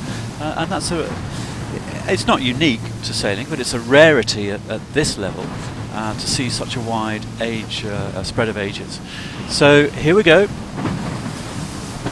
Ponceau and Rohard flying downwind. There they go. Come on. In sparkling conditions. Towards the finish line, they must be about halfway down the run towards the finish. Very nice day's work for our French favourites. And you do notice a different posture, a different style with Pierre-Alexis Ponceau versus some of the other crews. He's always on his knees and he's leaning forward and aft. But the thing that's also different is that his skipper is so much heavier than other skippers. That Xavier, as a skipper, can actually rock the boat very well versus some of the other skippers. Yeah, they just get the momentum going. I don't think there's so much as countering it as it's just to enabling the boat just to follow its natural role. That's a lot of the things you don't want to force the steering of the boat. You want the boat to find its way down the path of least resistance. Well, a super shot of our two front runners there towards the finish. You can see Bruno Prada on the bow of boat 21 moving back and forth, sliding. They're going into a jibe now, but definitely a different posture, different strategy than Pierre-Alexis. That's a cracking shot, looking at the two helmsmen and crews. Bruno moving right back, ready for a jibe. Well, no, I think you got to be careful because I mean the waves. I'm sure there's a lot of different. Look at Bruno. He's on a bow 1 second, and now he's back, and you can see the little bow wave, and Bruno moving up. Well, there's going to be a point that you get the weight forward just to get the momentum down the waves, but then you don't want the bow to dig in, so you have to get the weight back. And you know, depending on the type of boat, some of them have boats that are built by different builders, so there's just a little different tendencies. So you got to be careful of how you sail these boats downwind and the type of waves. Bruno's up now. Bruno's standing up, but it's still Rohard and Ponceau. And the crews, it takes a huge amount of concentration. They're rocking and they're watching every single wave. They're not letting anything go. It's like by the time you finish, your brain is on fire. Here we go. We've got some comparative speeds going on. Just over 6 knots by the Frenchmen to 5 knots of the Brazilians. You can just see right there with the increase in velocity. That's where they're surfing down the wave. And if you can get that 1 extra wave, 2 extra waves, you're going to be ahead. So it looked to me earlier on the live shot that Zarif and Prada were just gaining a bit of separation, I think, from the Frenchmen, or vice versa. And now Brazilians coming in to attack the Frenchmen. So they're trying to pick lanes, trying to keep the air clear behind them. We can get into old school America's Cup style tactics where you can cover, but at the moment these two have clear air behind and are screaming downwind, and it looks like the French are taking better top speeds right now, and now the Brazilians coming back into it. So those are the top two, Mendelblatt and Fati in 3rd position. So no surprise they're there. having a nice leg here towards the finish of race number 2. Xavier Rohard with his sunglasses, helming away, just reading the waves. Pierre-Alexis in rhythm and in tune. Exactly. Well, I think you hit it right there. The rhythm and in tune with what's going on. Just get it, like I said, letting the boat find its fastest way down. Naturally, the boat's going to find its way. It's going to want to seek that. And then you just have to. It's impressive how. There's a nice shot. Just a little scoot. Nice little scoot there. You know, there's not a lot of back and forth movement with this team as compared to George and Bruno. You know, and sometimes maybe you get a little too, I don't know if the word's going to be hyper, but you want the boat to go faster, and all of a sudden if you make one bad wave and you lose 10 feet, all of a sudden it just gets you a little bit more tense, maybe a little bit too jumpy. I mean, that's an impressive little distance that he put between them. In the last shot we had 10 minutes ago, and then the other Brazilians coming up right behind. Well, the Brazilians and the Italians getting into the mix. Yeah. Mendelblatt and Fati, Polgar and Coy. There's the top 5 with a little gap to Scheid and Björning, Ho Christensen. Louis, we're metres away from the finish. A quick word from you before the finish line, Louis, as we watch Virtual Eye. Yeah, absolutely. I mean, looking at the technique downwind, the star sailors know all about racing the star downwind. But the interesting one, I reckon, is Zarif. Zarif's working as hard as Prada in that boat, pumping the mainsail, getting it up on the wave, giving it that little bit of forward moment, and very impressive, I have to say, very impressive from Zarif. If you see Zarif physically, he's got enormous thigh muscles, from pumping in the fin, and very impressive there. It's been an interesting day. We've seen Robert Scheid come back, for sure. We've seen Rohat and Ponso get a mid-fleet and a bullet. I'm just going to cut it because we've got some finishers. We're watching the finishing line now, where Zarif was in second spot. Here's Mendelblatt, Fatih crossing the line, followed by Polgar and Coy. And then the Dane in 5th or 6th, I'm not quite sure. 5th. Good job, Ed. Sorry to cut you off there, Louis. We were just watching our boats cross the line. Now we're looking at Robert Scheid, Henry Björning finishing. Cracking day for Brazilians. Brazilian team, defending champs, the champion Robert Scheid.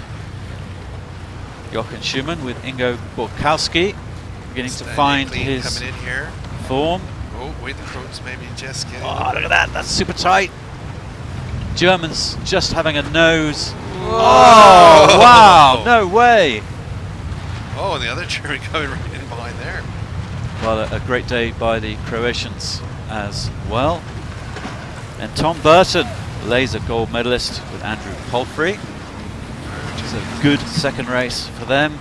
And then Facundo Olezza with Federico Mello. Well, that's some close racing. It's hard. You see them going from 1 to 25 is, your 18th day, but you're not that far behind distance-wise to the finish. Okay, and then the Polish team just sliding through the finish line near the committee boat, clawing their way back from last position to somewhere in the mid-fleet. So.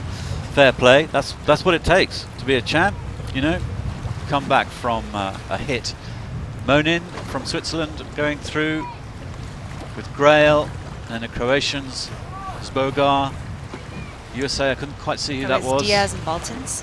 Okay, not heard much from them. Zabo, Natucci, and just through there. It's like Caleb Payne and Ian Coleman, USA 84-56. Okay, that's most of them. We've got a few. Anyone left to finish?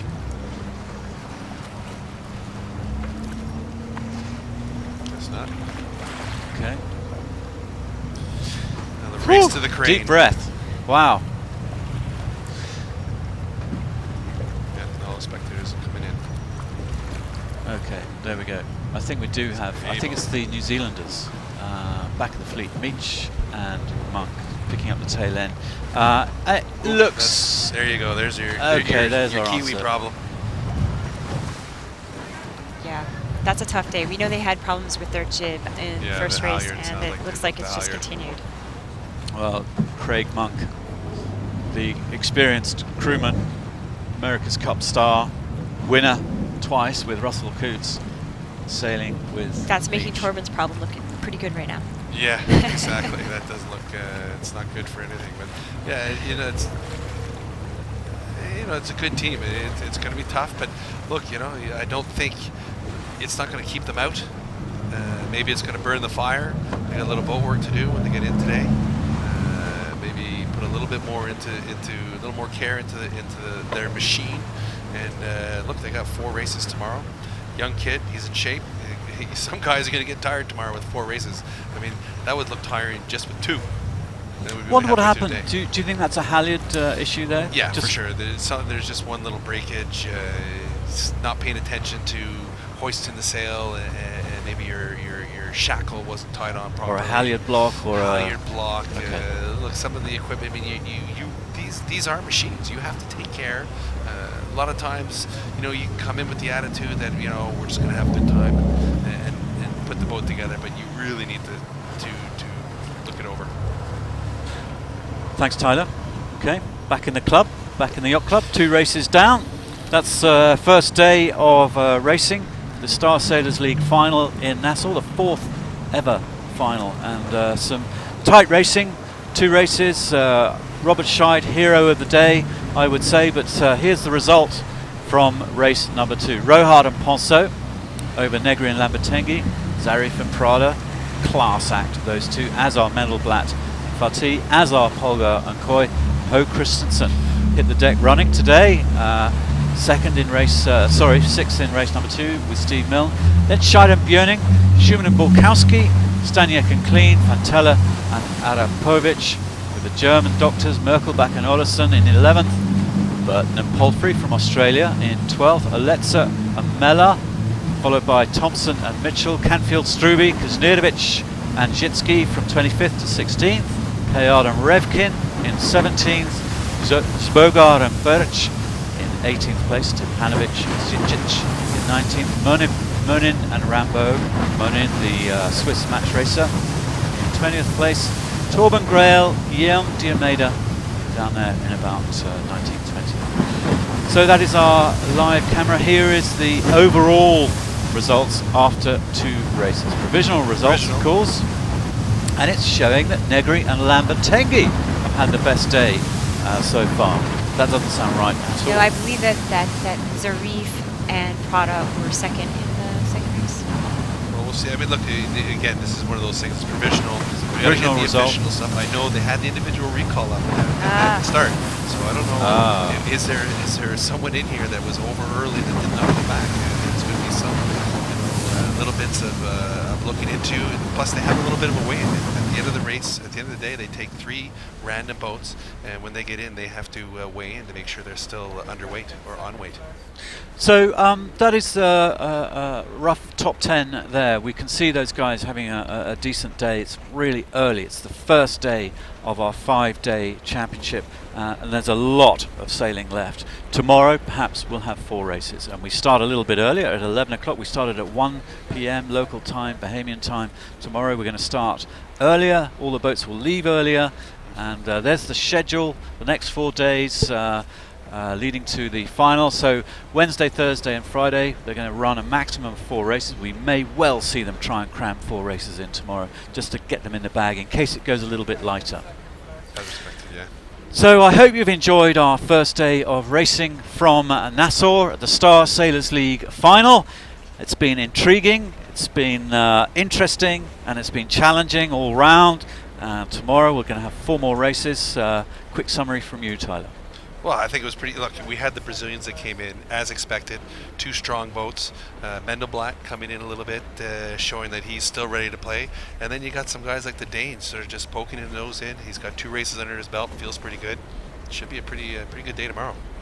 Yeah, I was really looking forward today to see those new faces out there, and I think what they're bringing is just this element of physicality. They've just come off of 4 years training for the Olympics, and although they might not have the same amount of time in the Star, in the waves and the breeze out there today, a lot of them were able to hold their own against our champions. Yeah, exactly. Okay, well that was day number 1. It gets crunchier through the competition. This is the whole fun of the SSL format, because it gets into a knockout phase. So we are in day 1, day 4, they will all be struggling to make that top 10 cut, and it gets fairly crunchy. But do join us tomorrow from 11 o'clock local time. You can watch the replays, of course, on YouTube, and we hope to join you soon. Come back tomorrow and we'll have more racing, possibly up to 4 races tomorrow, and we'll see how it all goes. But for now, thank you to the team and everybody on the water, and we'll see you tomorrow.